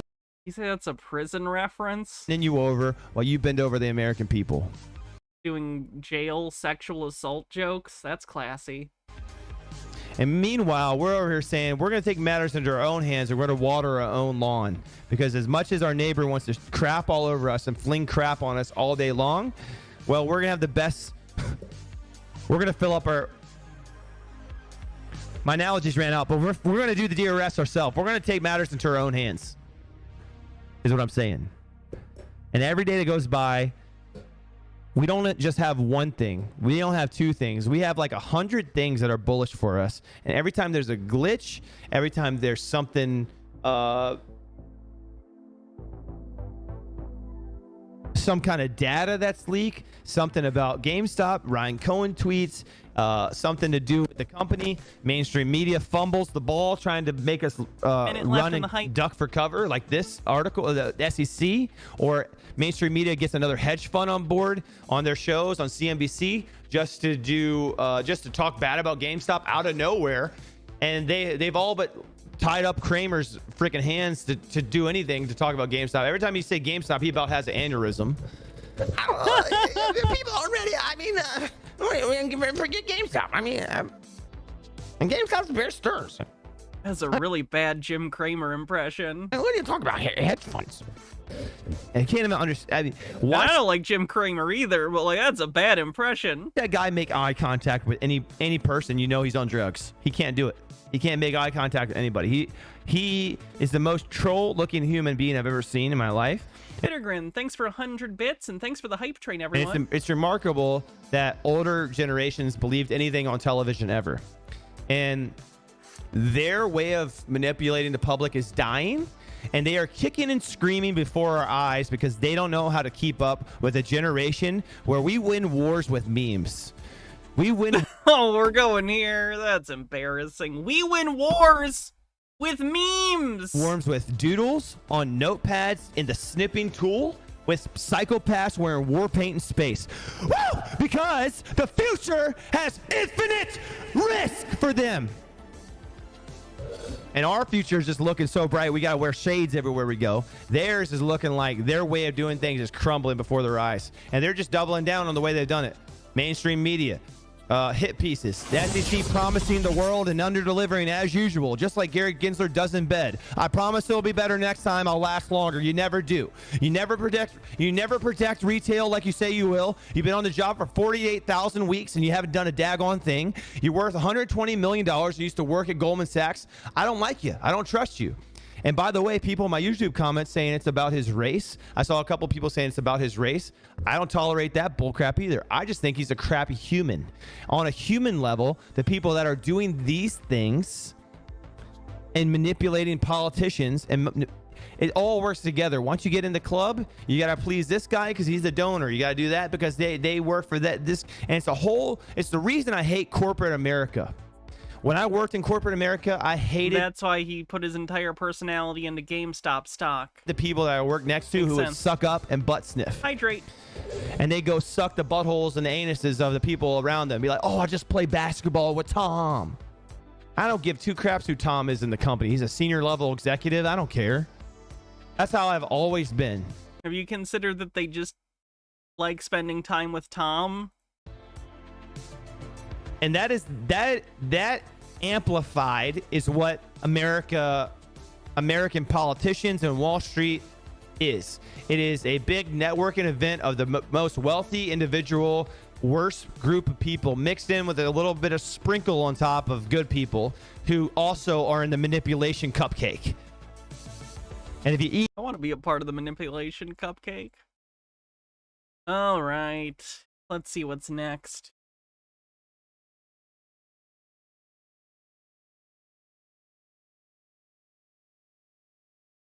I mean, if it is a cult to... This is a clip of some of the PP folks, PP and Travis, reacting briefly to the documentary that James put out. I mean, if it is a cult to invest in a CEO who takes zero salary, who takes zero stock compensation, who just invests his own money in a company and wants to turn it around and do good, who has more cash on the books, actually... Yes, he has stock in the company. The higher he can get the value of the book price, the more money he can get when he leaves and dumps on all of you. Not the more cash, but he has so much cash on the books at GameStop that he ranks in the top 120 of all companies that are publicly traded. Right. With zero debts. No, this is recent. Travis is still in the group. They're profitable. And yet somehow we see the forest through the trees for an investment opportunity, and that makes it a... Forest through the trees isn't the saying. Cult? Hey, best cult I've ever been a part of, because... Best cult I've ever been a part of.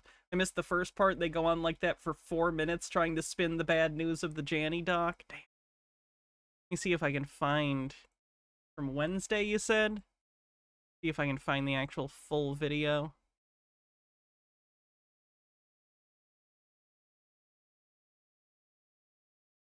A PP show.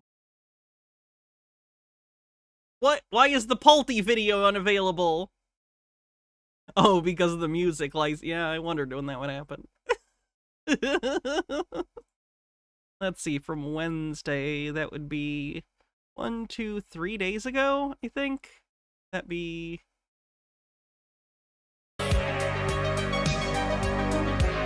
This one? P2 and a few things like that. So it's great to see you guys tonight. Hope you guys have been well. Code, I believe, is how you say it for the here tonight. So welcome to the show. Someone said volume real low, PP. What do you mean? Is it? All there is to it, man. So let's fucking dive into it tonight. Michael will not be joining us this evening again. He's got family in town right now, so I think he's taking the week off, man. So again, big love to Michael out there and spending some time with the family. So let's go ahead and bring in our stripper here at the PP Show, man, Travis. So chat, please give a warm welcome to Travis the stripper.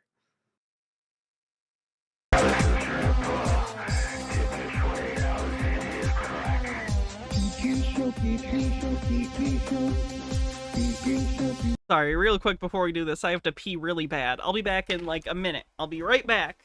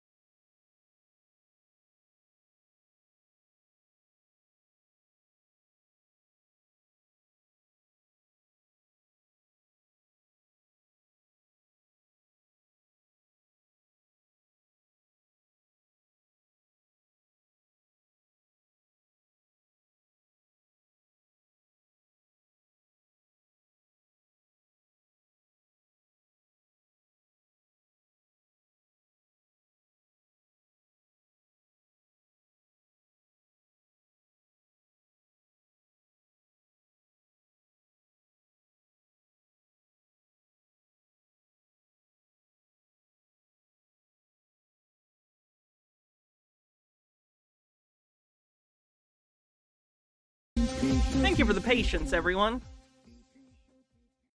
All right, Travis, how the fuck are we doing tonight, my man? I'm good. Happy Wednesday. Right on. Excellent. It's great to see you here tonight, man. I got to ask, did you happen to tune into that new documentary that they made? I think it was James Yanni, I think is how you say it. Basically, there's an episode 1 and James Yanni. James Janny. 2. Will Kale, that's a clickbait article you read, or read the title of. It's not actually in the Criterion collection. It's not on any of their, it's not in the collection. It's just on the Criterion streaming service. Not everything on the Criterion streaming service is in the Criterion collection. I've actually watched both. The first episode's primarily about GameStop, Morant, certain investors are in it, things like that. The second episode is pretty much all about the pee-pee show, man. So I gotta say, fellas, it looks like we might have made it. We might have pissed off some of the wrong people out there, man. Again, like this guy has nearly 2 million subscribers, and here he is making a video about GameStop and this cult-like mentality, things like that. Did you happen to tune into this garbage or what, Travis? This garbage. We're coming in hot with the criticisms. Not just bad. It's garbage. No, I have better things to do with my time than watch shit like that. And Salvatore said we are a cult, so I guess we are. I mean, I don't know who our supreme leader is. I guess Ryan Cohen. Ryan maybe. Cohen, yeah, I guess so. But it's the coolest, most fun cults I've ever been a part of, because I just come hang out with cults are pretty fun till they're not. Everybody whenever I want to, and I go do my life stuff whenever I want to. But yeah, I mean, all praise and hell be to Ryan Cohen. Why are you lampshading? You guys literally do this shit all the time, and now you're trying to downplay it? No, you don't get to equivocate on this. You are constantly worshiping Ryan Cohen. But yes, the Teddy books are our scripture. Yes. Yeah. They joke as if they don't unironically go through the books and try and decipher them. Yeah. And we as individuals must find the third eye. They use GME fundamentals to defend themselves as if that's what the PP show is about. Oh yeah, they're like pretending they weren't a Bed Bath & Beyond show. Our third eye, reading those books and find the spiritual meaning within them. Because if we don't, we're gonna get kicked out of the cult, man. Yeah, again, watching this stuff, it's very crazy that they kind of paint all these investors as like a cult, right? It's like not the fact that the company is no longer fearing any kind of bankruptcy, things like that. And primarily what I'm talking about is with GameStop. Back in 2020, a lot of speculation at the time was that this retailer was going to go under, and sure enough, the company was saved, right? We saw the stock price sneeze to about $500 a share. Funny to me when they correct that, because you can't have the squeeze be the squeeze, because if it was the squeeze, then what are we all doing here? Gotta call it the sneeze. Before, obviously, they cut off the buy button, as we know, back in 2021. The interesting thing today is that, instead of just realizing that, look, this company did a full turnaround, the company's in a better position than it's ever been in years, has over $4.6 billion in cash right now. Basically, Sears had cash on hand when they went on a business too. Fun fact. No fucking debts. The CEO, for God's sakes, is not even paying himself. And yet the focus and mentality is that, no, these people are just in a cult. I mean, you don't see this kind of same thing with Tesla, with NVIDIA, Apple. They're not calling these investors fucking goddamn cultists and things like. Okay, in the case of Apple, at the very least, they're profitable, right? Apple is incredibly profitable. I'm not a big fan of their products. I don't like Apple stuff, but clearly a lot of people do. So they're a profitable company, so no, people don't have to be a cult about their Apple stock, right? Tesla, I'd argue a lot of the Tesla investors are a little similar. There's some Tesla investors that are like really into the Elon stuff to the point of it being kind of a cult of personality. That's maybe a bad example. Like that. So again, it is very interesting to see, again, like these people who, who make these videos about investors and things like that. I mean, at some point, people need to accept that GameStop is a great investment when it comes down to not only just the company existing doesn't make it a great investment. It's like they think if they just run out the clock, if the company exists long enough, they win something. That's not how any of this works. Fundamentals, but also the transformation that's taking place there. So again, I think it's all garbage if you ask me. And episode 2 is even fucking worse, man. No mention of Triton, no mention of Sue Gov. It's basically just blame Pee-Pee for everything. Blame Bill Pulte for everything. So you guys will really like episode 2, that's for sure, man. Blame me. I don't care. No, and I agree with you. I mean, if it is a cult to invest in a CEO who takes zero salary, who takes zero stock compensation, who just invests his own money in a company and wants to turn it around and do good, who has more cash on the books, actually not more cash, but he has so much cash on the books at GameStop that he ranks in the top 120 of all companies that are publicly traded. Right. With zero debts, they're profitable, and yet somehow we see the forest through the trees for an investment opportunity, and that makes it a cult.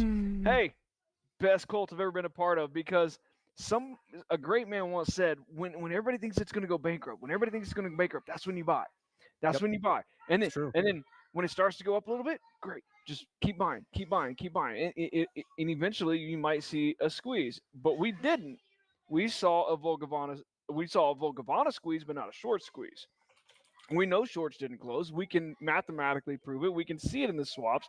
Before the CFTC stopped the reporting, we know through the Archegos filings that, we have. Sorry, I have friends over tonight. Or no worries. I don't, but my significant other does. Sounds like a good time. We know through the Archegos filings that there Man, should I go have a good time with my family and family friends, or should I spend my evening on the internet talking to my friends about a dead stock? are bullet swaps that contain everything that's wrong with the system, and that Credit Suisse, a financial Forex says that isn't good. They should be investing that money in growth. No, you see, to them, they think that money works like... Honestly, I was going to compare it to personal finances, but even that wouldn't be good. If you had a bunch of money on hand and kept it as cash and didn't invest it, that wouldn't be wise either. So even if this was compared to household, like, finances, it would be bad. Macroeconomics says, again, I've seen Trump guys do this too. Every opinion he would have is based off how it affects Trump, what Trump's opinion on the thing or person is. Literally, I've seen people flip-flop over how good or bad a person is, based solely on the opinion on Trump. And then the next post, how a vote isn't a marriage proposal, it's like a chess move. They're cults, and this is doublethink. institution that's been around for 150 years went under because of the bullet swaps that contained GameStop. Correct. UBS is holding those bags. We can prove this. It's not cult-like. No, not at all. Not even fucking close, man. And people in a cult are always very good at deciphering when they're in a cult. Again, that's really the issue, is that, people out there are allowed to believe whatever they want. They're allowed to invest their money however they want, build their own thesis about their stock that they're... Yeah, you can shill stupid ideas to people to get money. Makes you an asshole. Profane Priestess says he's selling watches now. Yeah, the Trump watch thing. Technically, he's not selling watches. A company is licensing his name and using him to sell watches. You're going to love it. My new Trump watches. We're doing quite a number with watches, and the quality to me is very... We're doing quite a number with watches, and the quality to me is the best. The best quality watches. Very important. The Trump Victory Tourbillon. This isn't just any watch. It's one of the best watches made. It's... Oh, by the way, it says, watch images are for illustrative purposes only and may not be an exact representation of the final product. It's a tourbillon watch with almost 200 grams of gold and more than 100 real diamonds. That's a lot of diamonds. I love gold. I love diamonds. We all do. Only 147 of What a very down-to-earth thing to say. We love gold. We love diamonds. We all do. We all love diamonds. extraordinary watches will ever exist in the world, and owning one puts you in a very exclusive club. I have watch number one, and I'm going to keep it. It's mine, and that's the way I want to have it. That's a very normal way to say that. Green Guy with a $35 tip, thank you very much, says, Hannah, I made an account to try to send you subscriptions on Twitch, but it was too hard, so here's money. Where do you get more? I appreciate the money. I don't know what you mean by where do you get more. Thank you, though. I appreciate it. Each watch is numbered and extremely rare, a true collector's item, and it includes a personal letter signed by me. Get your Trump watch right now. Go to gettrumpwatches.com. Oh, you're asking where do I get more? Okay, I get what you're saying. I get 100% of the tips you send, so I get more of the tips. But subscriptions are also good because it gives people who get the gift subs an ad-free experience, which can cause them to spend more time on the channel. So they just do different things. But I get more direct money from tips, if that's what you were asking. It's Trump time. Special. It's Trump time. Get it? Because he's selling a watch.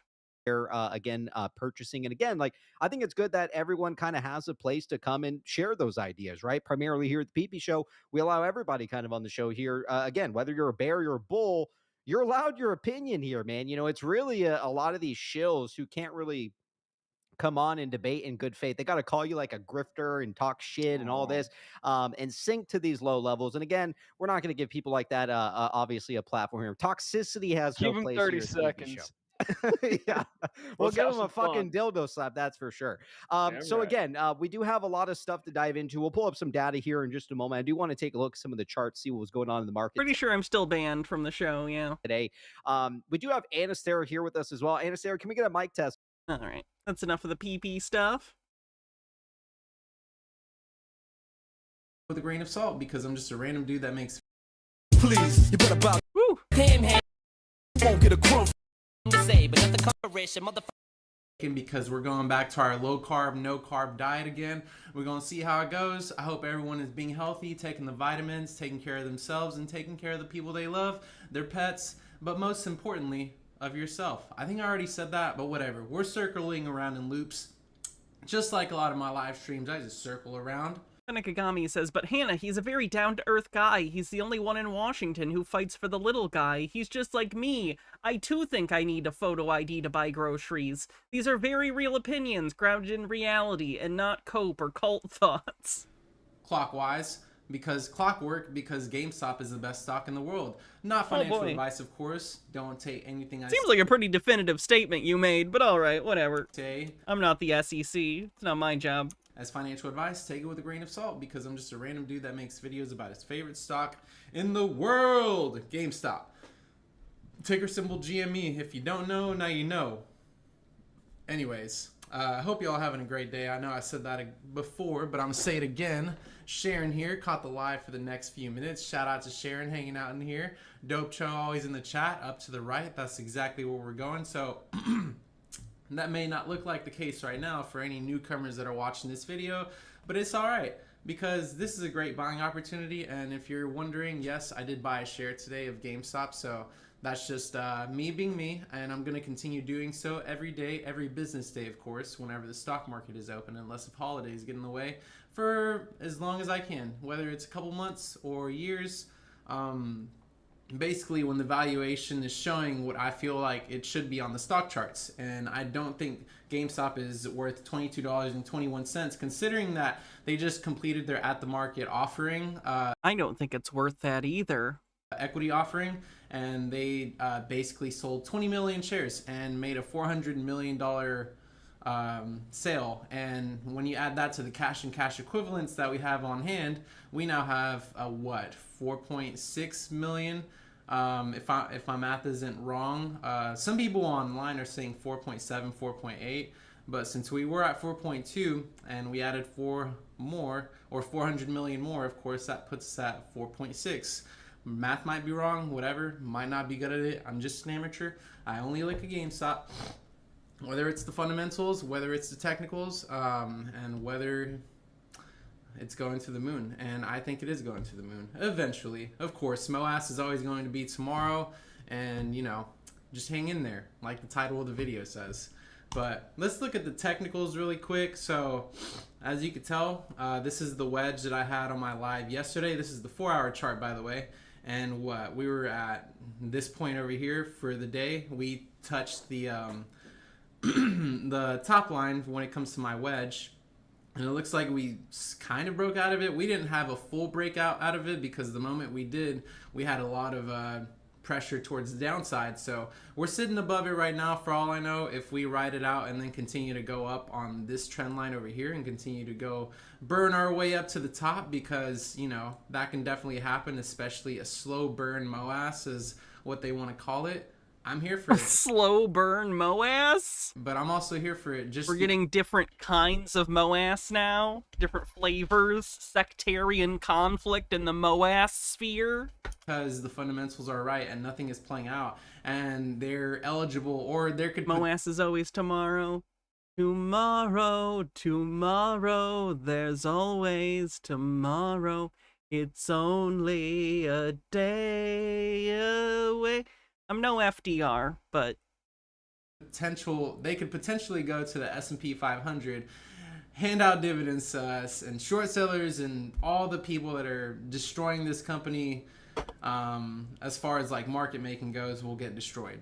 Of course, that's not really what I like to dive into. I'm technicals and fundamentals, but I'm feeling so good about this technical analysis so far. Can we break below it? Yes. Technical analysis isn't the mainstayer of everything and what's going to happen to the price action short term. And also, for the record, if you're new here, I am an investor, not a day trader or swing trader. So don't use this as, you know, short-term trading advice. This is simply a long investment, because if we zoom out and look at it on the daily chart, we're not even where we want to be. Let's look at it on the weekly chart. See, we would be... I feel like being a swing trader, and to be clear, I am not telling anyone to do anything. I don't play the stock market. I don't suggest anyone else do. But I got to imagine there are swing day traders out there that just absolutely eat up the meme stock people's lunch. Just every day. Waiting for them to put the price back up so they can sell it. Ugh. Hey, 12p, how's it going? We should be like really in the $50 range, in my opinion. That's what I feel like GameStop should be valued at right now, but we can get all the way up here. I even have a damn resistance line for 251 ready to go, because you know what? I'm very confident that it could reach those levels eventually.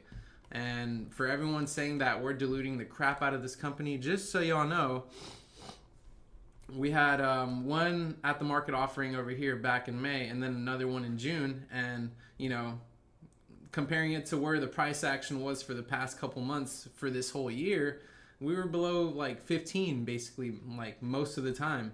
And the fact, or within the range of it, but we're below it for the most part. And the fact that everyone was buying the dip, aka us, aka going live since like last year, aka all of that, you know, we're up now in our position, and you should pat yourself on the back. People want to discredit it, but we are up damn near 100% from that $10 mark. Congrats, everyone. We bought marked up stock. Because we got as low as in a company that isn't worthy of the price we paid for it. Woo! $9.95, and then we got to the $22 mark. 22.17 to be exact. So Forex says, I have a wonderful chart about how the average gambler wins on 12 out of 100 casino visits. Average J trader wins 1 out of 100 market days. Ah, but what a day. What a high they must get for about 30 seconds before they're like, all right, double down. Yeah, I think we're doing all right as far as GameStop investors go. I'm gonna throw all my money on out of the market calls. Woo! Along on it, and G is just doing our part. What's up, Carter's Corner Pocket? Hope you're doing well today. I don't know why I said it so fully, so formally. So what's up, Carter? Hope you're doing well today. And shout out to everyone in the chat. Shout out to everyone who watches this later. I'm just very bullish on the company that I like. And you know what? Here's a balance sheet that we could check out. I know we've like looked at it and discussed it several times already, but I want to keep this as a repetitive thing, Angel Eyes, just so I could continuously like prove why my thesis is, you know, strong, I guess, our thesis on GameStop. So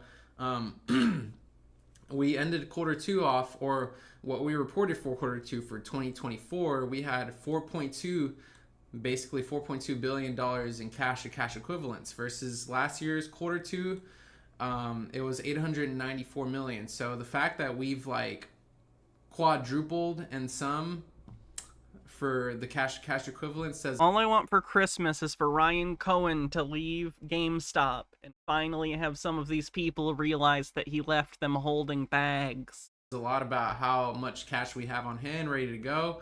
I know we well, let me not get ahead of myself basically, but we did report a total as far as like the assets goes of $2 billion flat for the most part versus what we have now, 4.8 billion in total current assets from what it was reported. But the total assets, of course, is 5.5 billion versus the 2.8 billion for last year's quarter two. But what we want to note here is that the cash and cash equivalents has updated. This is technically outdated in a way, but looking forward to quarter three for 2024. But we sold 20 million shares earlier this week. So we made a total of $400 million, and add that 400 million to the 4.2 billion, that puts us at $4.6 billion. So the fact that we just grew our cash and cash equivalents is great. And also, we missed on revenue, but we also made an income. So keep that in mind. I'd rather make money than lose money and make a shit ton of money one year and make less money the other. You still made a profit at the end of the day, and that'll help you grow. I would like to make money. Wow. What a hot take about your investment. Wouldn't it be nice if our company made money? As a company overall, and GameStop is doing it so well. Ryan Cohen is a genius. The board of directors are all in on it. I wouldn't say all in like us, but they got a good chunk of change in it, just like Ryan Cohen. Ryan Cohen's all in on it. And he has a $0 salary as a CEO. Unheard of. If you know of a company or a CEO, and definitely not completely unheard of. He takes a $0. He's invested in the company and he intends to get value out of eventually when he cashes out. Salary, leave it in the chat. Or are they rich? Yes, they are. They're rich in the friendships they made along the way. Leave it in the comments of the video. I would like my thesis to get weaker, but seems like the Meltdowners and the people that diss GameStop can't find that. But I'll be here. I'm here to learn. But yes, and liabilities. So of course the assets, we're doing good as far as that goes. So total liabilities from last year. So basically last year's quarter two for GameStop 2023, it was 1.5 billion in liabilities. So a lot really. And now for this year's quarter two 2024 for GameStop, it's $1.1 billion in liabilities. So we basically lowered it down by $400 million as far as liabilities goes. We're getting rid of all the unnecessary costs. We're basically making sure that everything is running properly and not overspending, and making sure that stores that don't have as much foot traffic in others, but still in a similar area, just cut them out. Why would we want to pay for leases on stores? Again, he's just saying, what if the company made money? What if we cut out stores that did not make money? Locations that aren't going to be generating as much money compared to the other stores. And when those stores close, the customers of GameStop...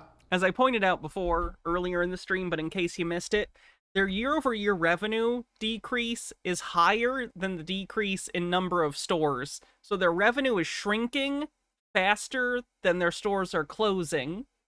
So this is like a franchise-wide issue. This is with like virtually all of their locations, or at least a heavy enough segment of them that it drags the whole thing down.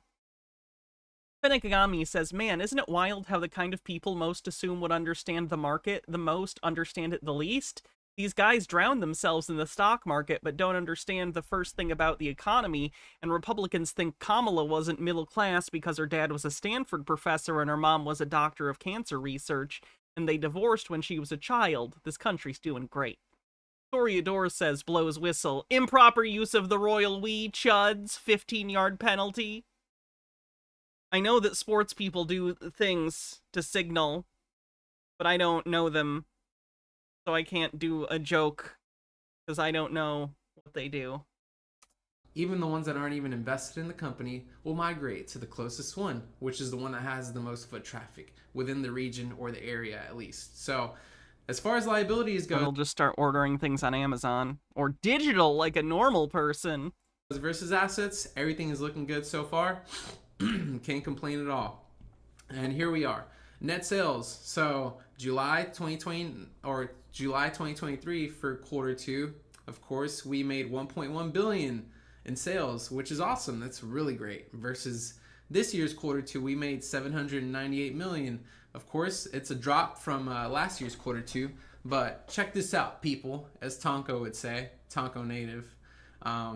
July 2029, yeah, we made all that revenue, but we were still cutting down costs to run the business and getting rid of all the nonsense. We lost $2.8 million. Now, of course, it's not like a massive, tremendous loss, but considering the fact that we flipped the switch within a year, and now this quarter two is a $14.8 million profit, says a lot. That says a lot about how the company is being run outside and within. And I'm here for it, and it just makes sense, you know? And why would I sell my stock? Why would I sell all of my GME when this company has high potential to go into the S&P 500? Of course, I'm crazy, but we're not crazy. But take everything I say with a grain of salt and dividends, and then blast off into the stratosphere. Toreador says, in a cheerleader outfit, go Tops! That's short for Twitch City Triceratops Chudball Team. Really stretching for that acronym, huh? Okay. MOASS is always... I don't think I'm allowed to be on that team. Tomorrow. I do not qualify. Just saying. And I'm almost considering buying another share at the moment. Sounds nice, $22.18. Sure does sound like a bargain, so I might just hit that up here shortly and go from there. And it's funny because I basically, me and my friends had some food last night, and we were all just gonna pay for the order and pick it up, but we didn't have a card to put it on. My friend was about to put it on his card, but then I remembered I didn't have enough money to Cash App him or Apple Pay him until this coming Friday. Then I was like, hold on. How about I do this? How about we put it on my credit card and y'all Apple Pay me?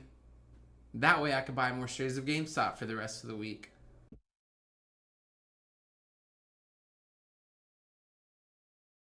You were so broke you didn't have money to give to your friend for pizza. So instead, you put it on your card and they gave you cash, and you immediately, instead of having that cash in case of an emergency or needing groceries or food or gas or whatever, you put it into more GameStop stock.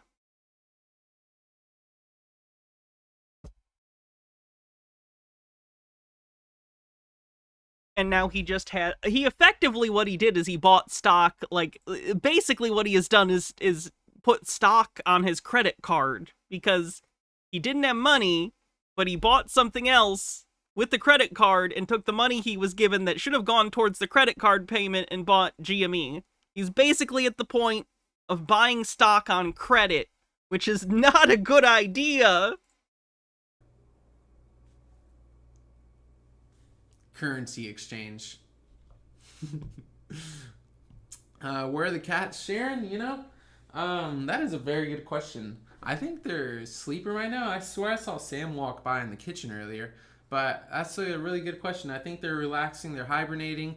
They bought their share for the day. They don't have to work at all, but yet they still buy their shares. They're trying to get the 51 shares. Shout out to the 51 gang.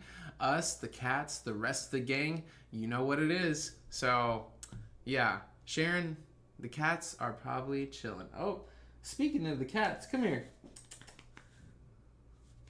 Right up here. Come on, Sam. It's okay. Oh, both of them are in here. Well, just for you, Sharon, I'm going to go ahead and do this and grab the... All right. Enough of this guy. I hope he enjoys his cats. Stop stock might not be over yet. That monstrous move that we saw back starting on, I believe around May 9th, might still have some more upside. This might not be over yet. And the reason why I say that is because it's the same reason why I talked about it 11 days ago, the day of the breakout, was because, hey, we're starting to see a lot of volume. We're seeing a lot of excitement and euphoria come back into the market. Now, we don't want to be oblivious to all of these buyers of GameStop who are trapped at these prices. So it's going to be harder for the stock to break $66 a share. Psychologically, this is a very important lesson in how stocks move. So why am I talking about GameStop now after this stock has already dropped tremendously? Well, it's because Robert F. Kennedy Jr., who is an independent candidate for president of the United States. Very independent. Doriador says even casinos know that gambling on credit is a bad idea, which is why you can, in most cases, not use a credit card to chip in. Said he is investing $24,000 into GameStop, ticker symbol GME. He loves the idea of making this bad company support GME and the apes. We need a free and fair market. Let's punish predatory short selling to the moon. By the way, I ride with you and I'm not leaving. So for me to want to get interested in the stock, first I have to identify my setup, which is a big move with consolidation and then a breakout, okay? I had no idea Roaring Kitty You're concurring with a man who has brain worms. Going to post a tweet. Had brain worms. I assume they got rid of them. That was going to send this stock up 74% and then another 60% the next day. But based on how the chart looked, I was like, hey, an explosion could happen. Now, right now, I need to see some more consolidation and then another explosion could happen. But if you're not one for technical analysis, what you need to understand is that you need something to drive euphoria into this stock. What Robert F. Kennedy... We need something to get people to grab my bags. He has just said is bullish. Now, this stock is going to be kind of tied down to Robert F. Kennedy, the same way Trump is tied to DJT. Okay, when Donald Trump is doing well, this stock is doing well. I'm sorry, you think that RFK Jr. is intrinsically tied to the price of GameStop? Not doing so well, this stock might turn around. It might not do so well. So, not interested in DJT. But with GameStop, now you got to understand anything that possibly is good news for Robert F. Kennedy might be good news for GameStop. Hey, if he's bought some... This is one of the stupidest theses I've heard from the GameStop people. Robert F. Kennedy Jr. talked about this stock, therefore anything good that happens to him will positively affect the stock. That's like cargo cult mentality. That's wild. He might buy some more. Oh, now there's a lot of support behind Robert F. Kennedy. Maybe some more people are going to be buying GameStop based off of his tweets, therefore pumping the stock even further. But again, you can't be oblivious to all of these sellers, all of these buyers who are trapped at higher prices. So ideally, here's what I would love to see for GameStop, for AMC, for any stock. Actually, so this is what I would love to see. Okay, so with First Solar, I bought this live and I bought it right here. I'm not trying to veer off topic here, but it's relevant to how to approach stock. So First Solar had this really big move, okay? The same way GameStop had that really big move. Now it was starting to consolidate. As soon as it broke out, I got in at this price around this 201 level. And Jason Proxy says, to be fair, RFK is very bearish. Is it gonna leave GME's corpse in Central Park? I'm currently in this. I'm hoping that this can have another big move up. And if you ever want to watch me trade live, know exactly what I'm buying, what I'm selling, check out deadinside.com. But GameStop now this is what I wanted to do. GameStop needs to possibly consolidate. This chart right here looks crazy. Again, psychologically, we got to think about all of these buyers who are trapped. So here's how a trader like myself would try to approach something like this. So let's just pretend this stock starts going higher, okay? And then it's just doing this, it's consolidating, boom, it has a breakout. Let's just say I have a resistance line here. As soon as it starts breaking out, I'm going to try to buy it here. Stop loss right underneath that circle. I'm out. So, hey, if there's a big move, I'm going to ride the money on up. If it reverses, I'm completely out of it. You can take that and run with it with every single stock that I ever talk about. Barnes & Noble, this is something that is starting to get kind of squeezed here. I'm just seeing this for the first time today. This is up 83%. Investing so I would in like Barnes to see & some sort of Noble? consolidation and maybe a breakout, and bam, we get in it in our paper trading accounts, not financial advice, and then we can set our stop loss at an appropriate level. And so here are the stocks that I bought today. You saw ticker symbol FSLR. I thought Nova... X4 says, James Janney, The Cult of Dead Stock. If you haven't seen it yet, you should. I'm in it. I'm in it. I'm in it. I'm in that documentary. Novavax might do the same thing. Novavax had this big move here. It was kind of consolidating, right? Not the best form of consolidation, but this is an explosive stock. As soon as it started getting above this level, I bought it, and I also welcome X-Force. Thanks for subscribing. Stopped out. I already got stopped out. Lost less than 2%, let's say. Then I bought ticker symbol CRS. Why did I buy this? Because it had a move here, had a breakout, right? Bought this, and I'm still in it. Trade is currently working pretty well. WGS. Bought this stock. As soon as it broke out of this level, this stock ran 12%. I trimmed. Now this is a risk-free trade. I also got into ticker symbol VITL. This is a stock that broke out, and yeah, we're seeing a good little move here. Also ticker symbol PAAS. This one's actually the best moving stock. Got into it right here, trimmed it. Look at this move, having a great move up. I think we're up, let's just say we're up 12% so far. But if you're one of these event-driven momentum sort of traders, whenever a public figure like Robert F. Kennedy talks about GameStop, yeah, you gotta really watch it. Look at this bounce. Look at this recovery. Why is anyone pretending anyone gives a shit about RFK Jr.? This was such a weird thing when, like, what's his name? When Roger Stone and some other right-wing weirdo strategists tried to get RFK Jr. in the race to hurt Kamala, I guess at the time hurt Biden. I was confounded because I was like, do they think anyone gives a shit about RFK Jr.? I don't get it. I feel like it comes from a mentality from the 20th century where the Kennedy name meant something. And the strategists, like the guy I just mentioned, are too old to know that younger people don't give a shit that the guy's a fucking Kennedy. This is why GameStop is one to potentially put on your watch list. Again, I'm not buying it yet. I want to get a really good risk to reward bet. That doesn't mean this won't go a lot higher, but it's all about being able to identify explosive stocks, and this might be a very, very hot summer for GameStop. Again, I want to look for good risk to reward bets. If you'd like to know my instruction manual on what it takes for me to even identify these stocks within TradingView or any trading software platform, please check out deadinside.com, and you can check out my His strategy is called unemotional trading. introduction to swing trading. I teach you how to set a stop loss, how to trim, or at least how I trim. Again, not financial advice. It's all about how to lose money in this game. You can also watch me trade live. You can talk to me on the phone if you want to do a one-on-one coaching call. Regardless.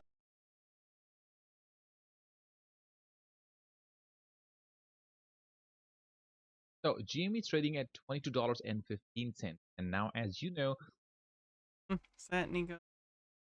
This video, we're going to cover ticker GME GameStop. There has been some very interesting activity within the dark pools, some big potential buy orders, multi-million-dollar buy orders on GameStop, and I really do believe that there is some big potential opportunities coming up with GameStop in the very near future. You're not going to want to miss this, guys. Let's get right into the video. GameStop, it's at $21.85, up 11.99% in the previous trading day. Roaring Kitty, just a couple weeks ago, posted this meme on Twitter. Everybody is just dying for another Roaring Kitty post, but for now, this is the one that we got. A lot of people... Not a cult, guys. Not a cult. Perceive this to be potentially, Roaring Kitty dropping Chewy stock. We know he had a 9 million share position in Chewy. Potentially he dropped his position in Chewy stock and is putting his full focus back on GameStop. That's all speculation. We can only just interpret what he is trying to tell the retail community. And everybody's waiting on a Roaring Kitty deep effing value Reddit post on his GME YOLO update. It's been 3 months since we previously got a GME YOLO update. As far as we know, he has 9 million shares of GameStop. I tend to believe that Roaring Kitty has been building his position even further. Pretty sure he sold it in order to get into Chewy. Where do you think he got the money to buy into Chewy? Further in GameStop and potentially at now more than 9 million shares of GME. That's what I believe through what I've been seeing with the options flow activity and what I potentially see him as potentially exercising some trading and exercising call options to build a larger position in GME. That is what I believe. And I believe next time we see him give a YOLO update, he'll have even more than those 9 million shares. GameStop Twitter account has been updating. They've been posting a lot, posting memes, and we love to see it from a company. And like I was talking about, what is new? There was a $92 million dark pool order that just came through for ticker GME, 4.6 million shares of a potential buy, and those with Webull saw this volume on the 1 minute chart. And actually, if we pull up Webull right now and we go to the 1 minute chart on ticker GME, you can see the 4.7 million volume. This is the volume right here, and in just 1 minute you had 4.7 million of volume. Benegami with 40 bits says, here's the thing, Republicans operate under the delusion that left-leaning people are the easiest people to manipulate. That it's easy to pretend to be us because we don't think through our positions, but Matt Walsh proved how untrue that is in his Am I Racist film. The film is filled with him, quote, infiltrating liberal spaces and quickly getting clocked as a weirdo. That's why they thought RFK would work. They don't know how we think. On GameStop in 1 minute. There is some extremely... Yeah, Korak says, why are you looking at the 1 minute chart that's like stock market white noise? Yeah, even I know that.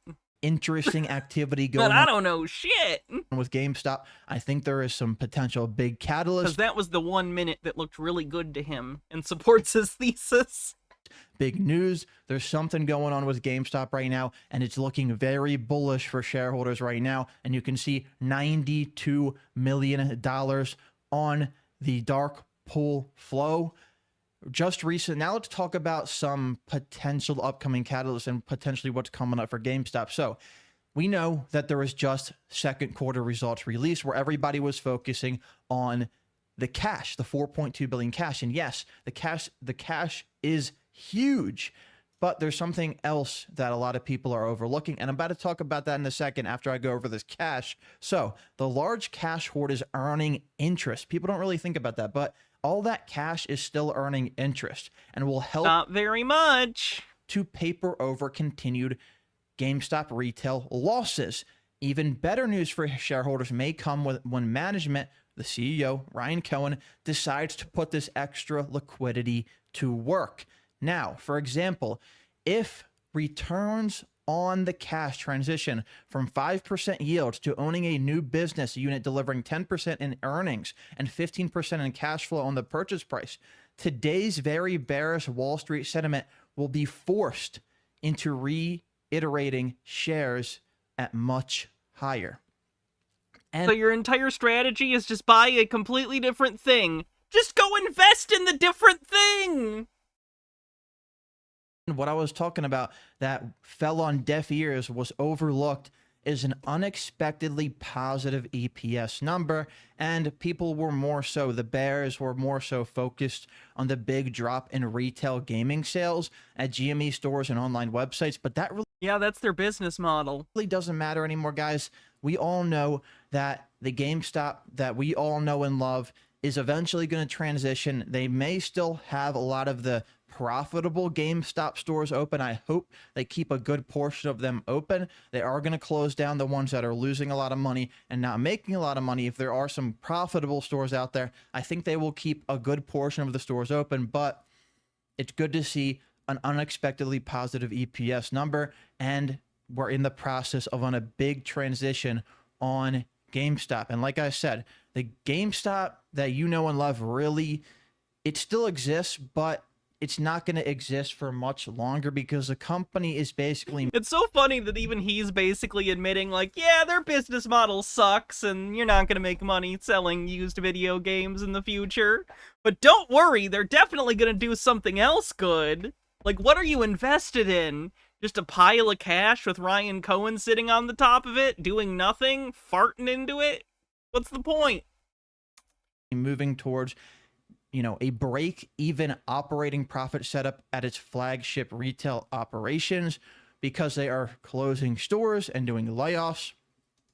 So they can potentially focus on transforming this company and get all of, you know, the garbage out of the way, you could call it. Then it added an enormous backstop. What the fuck are you gonna do with a used Super Nintendo? Cherish it! And play Zombies Ain't My Neighbors. Good one. Might be my favorite Super Nintendo game. Maybe Mario World. Then Zombies Ate My Neighbor.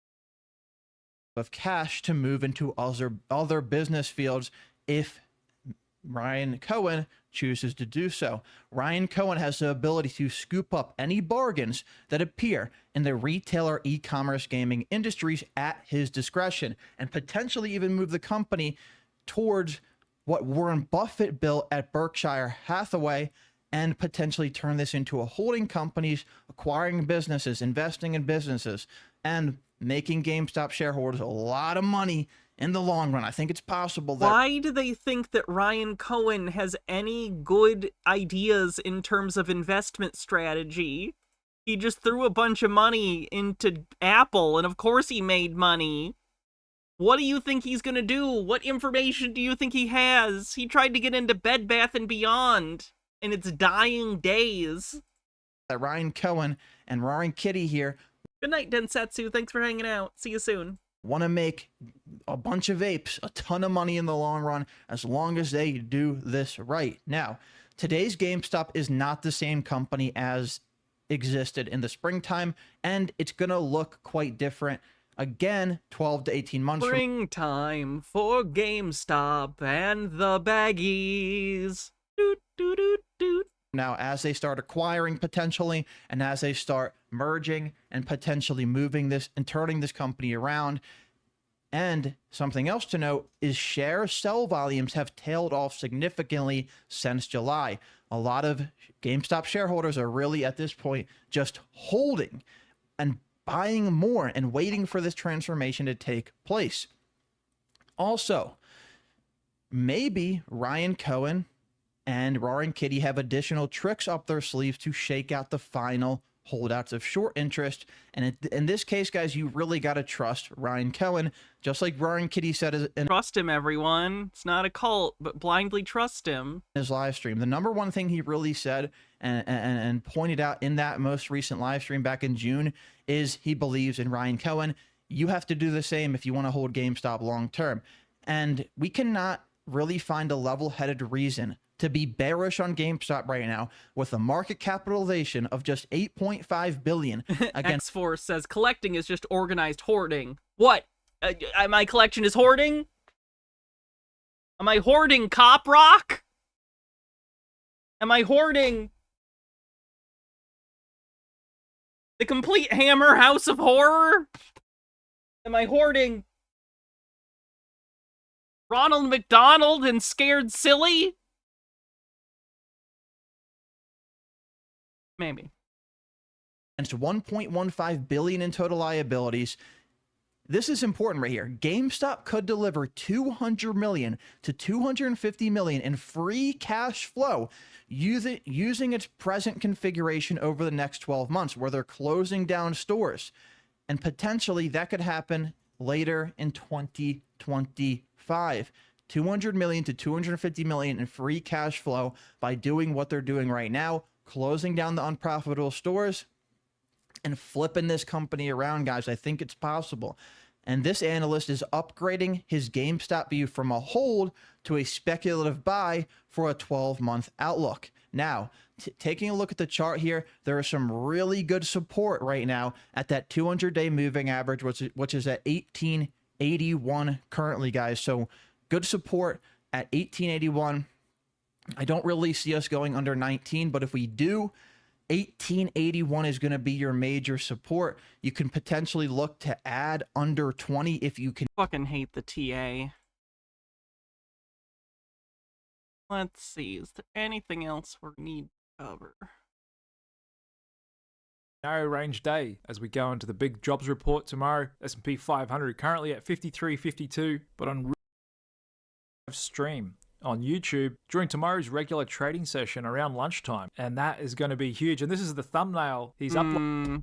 That was a while ago, right before Roaring Kitty came back briefly.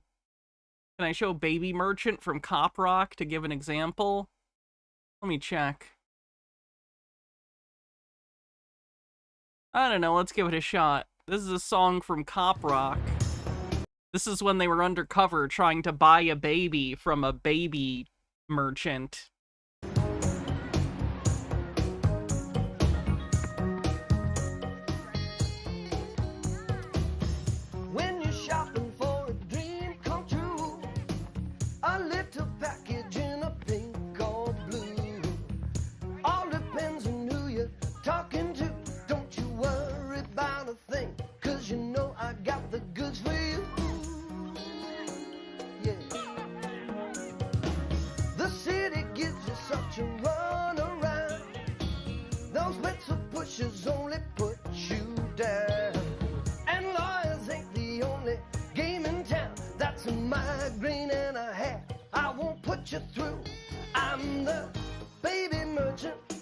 nuts are us. I give you all the service and no damn fuss. Give the baby merchant just a week or two.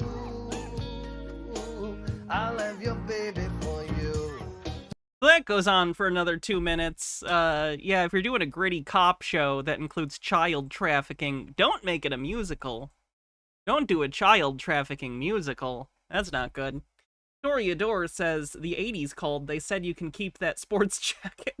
Guys, happy Wednesday, September 11th today. As y'all probably know, GameStop reported their Q2 earnings yesterday, and I wanted to take a minute to go over some high-level thoughts with you. We're not going to go through the 10Q in detail, just the things that stood out to me that I think as you're investing or thinking about trading GameStop, it's worthwhile to point out to you. I've got a couple of other things I want to talk about, common questions that I've seen floating around over the last 24 hours since they released that earnings. We're going to talk about the 20 million share dilution, questions that are going around about, is GameStop going to do dividends, warrants, or units? Where No, they can't. What do you mean dividends? From what money? Are the marketable securities on the balance sheet? What about the share count discrepancy? Why was there only 360 million shares or so on the financial statement? The big lie on social media about book value. People telling you that book value should be used to calculate GameStop's price. To be clear, I know they have $4 billion on hand, but no, you can't. You're supposed to be giving dividends out of profits, not just out of cash on hand. We're going to clear that up again and tell you what you should be looking at to properly value GameStop. And that goes into the next bullet point I have up here, the big ratios mistake. What are the ratios that people are misdirecting you to? Thanks for because subscribing. they don't want on you to YouTube. look at the ones that actually matter. I'm going to tell you which ones actually matter so that can help you as you're deciding when and where to enter and exit the play. We're going to follow that up with one quick example of GameStop's competitors, some comps, and how those ratios look on a solid company, where GameStop has fallen short and what it's going to take to fix it. And then we're going to wrap up with my trading strategy for GameStop. I did buy some GameStop today at $19.50. I'll talk about why I did that and what I'm looking for on the upside and downside from that entry point. Now, I want to get through this as quick as possible. So with all of that being said, let's get right into the info. Quite a disclaimer. And sell into run-ups, take profits, wait for it to come back down, rinse and repeat. If you have a different strategy, that is fine. You still might find some of this info useful, especially if you're wondering, why isn't the price trading at $40 or $50 like those other guys are telling me? We're going to walk through today why the shorts or the people with more money than us might be suppressing the price. There are a lot of different things going on with GameStop. The price isn't suppressed. It's way overvalued. Right? We got algos, we got high-speed traders, we got shorts, we got retail, we got CPI this week, PPI, we got the Fed meeting next week, we got an election coming up. This is going to be a heck of a play. There's going to be a lot of volatility. And if you want to trade it, I think it's important that you get the best entry possible. If you can understand how the stock is being valued by the market, that will help you make some decisions on what is a good entry point and what is a good exit point into any volatility. And before we go into these 4 bullets from GameStop and a couple of highlights from the 10Q, I want to give a shout out to a couple of the great GameStop YouTubers who I think are providing level-headed analysis of this play, Tetron Invest and Richard Newton. I do enjoy their content. I don't always agree with everything they say, but I think they present a very balanced view of the play, unemotional, and I do appreciate that. The highlights from GameStop here today, a disappointing revenue number, $0.798 billion for the second quarter compared to $1.1 billion for the same quarter a year ago. SG&A, $270 million. We'll talk about how I measure that when we look at the spreadsheet in just a second. Net income was positive $14.8 million thanks to interest income and cash equivalents, as we were expecting with the cash raise done in May and June, came in at $4.2 billion. I plugged all of GameStop's numbers from their 10Q into my spreadsheet so we could analyze them really quickly. The number of locations here at the top of the screen we're going to talk about in just a second when we look at a couple of footnotes. We won't get an update on that probably until the 10K, so this is likely not an accurate number. And the fact that GameStop is probably closing some stores might have something to do with the decline in revenue, but we have here the net sales or the revenue for the company, $798 million. In red, you can see that was over a 31% decline year over year. And one thing that is inescapable, inconvenient, I get it, but still a fact, is that the company has been in a long slide for many years on revenue. And that is definitely something that Wall Street is looking at as they're deciding what to value the price of this stock at. GameStop's gross margin. Did you know that profitability matters? For Q2 was $248 million. That is our revenue minus the cost of that revenue. As you can see from looking at the previous quarters, 31% gross margin is a very healthy improvement and something to be proud of. SG&A came in at... Okay, this guy's boring.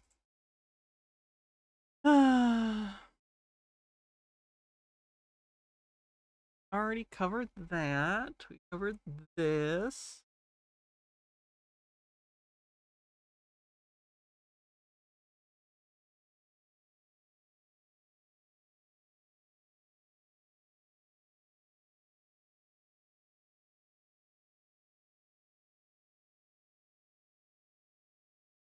Also about the documentary.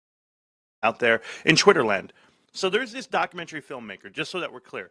Documentary filmmaker by the name of James Janney, comes from the UK, reached out to me over a year ago.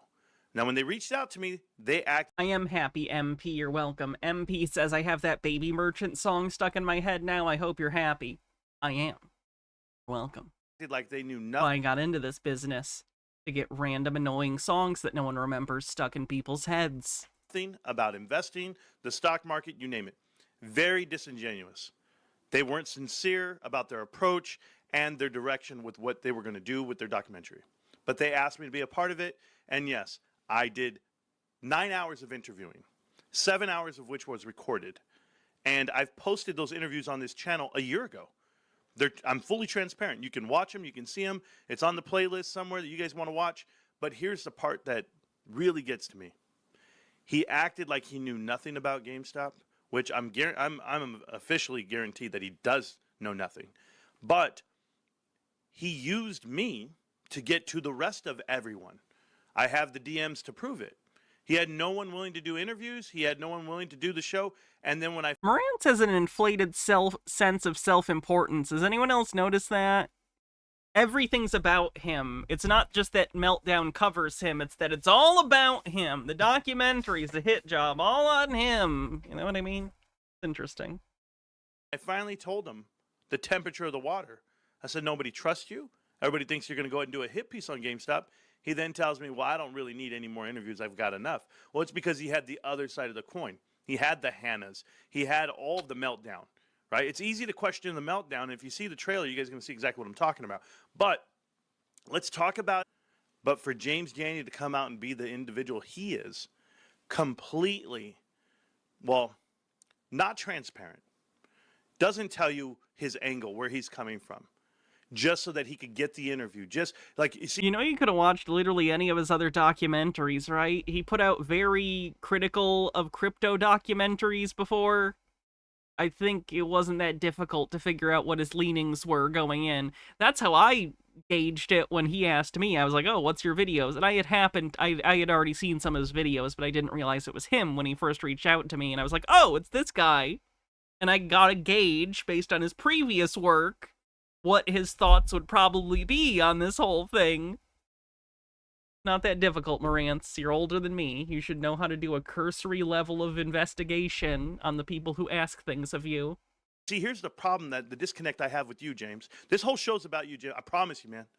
I hope you buckle in. I hope you tag in, because I went ahead and linked it to you on Twitter. I linked it to you on YouTube. There's no way you missed this. You might be sleeping right now, but when your ass wakes up, you're going to find out what I'm all about. And I put my name behind it. I say, this guy's a good guy. He's doing a documentary on us. He's going to talk about the movement that is GameStop. And what did you do? You did a documentary, a 2-part series about what you call cults. You can call me a cult. You can say we're stuck in a GameStop cult, but that's okay. I can own that badge. I'll wear it.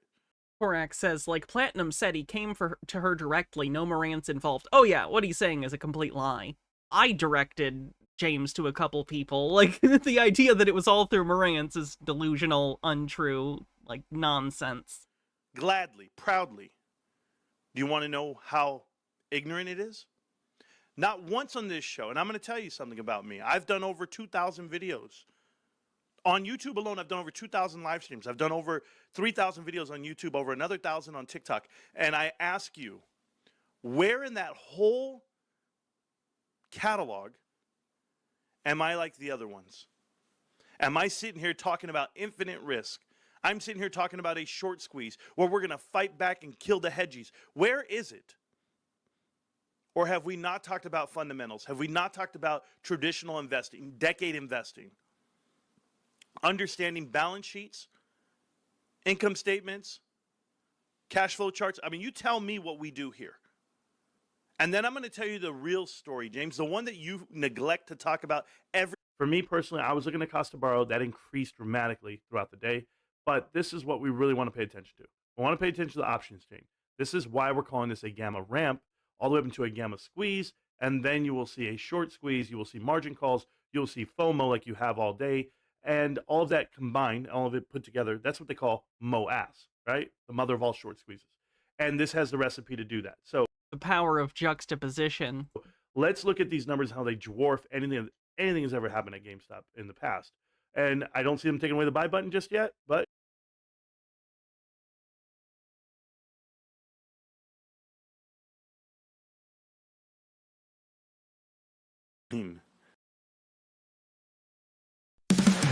oh yeah, they're doing another Pulte meetup, I think in December, so that's exciting. Flow. All right, I think we're done for the night. Thank you everyone for hanging out for another meme stock stream. For all the new subscribers and followers, much appreciated. Welcome to the community. Hope you like to hang out. Hope you'll be around in the future. We do stuff almost every day, looking at not just meme stocks, but all sorts of weird stuff. People who believe in conspiracy theories, sovereign citizen stuff, right-wing lunacy, all sorts of interesting stuff. So if you liked this, I really, really hope to see you again. Let's see who we're going to raid on Twitch.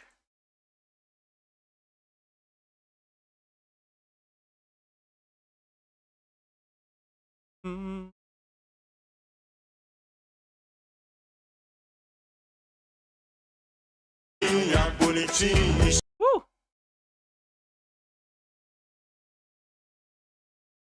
Just getting this for the raid. Have a great night, everyone. Like I said, I'll see you tomorrow. We're going to be doing a patron and member-only live stream tomorrow after the normal stream. We'll also be doing a normal stream, of course. So I'll see you tomorrow for that. If you haven't watched the James Janney documentary Part 1 and 2 yet, I'd recommend it. I'm in it. I'm biased, but there it is. So, have a great night, everyone. See you later.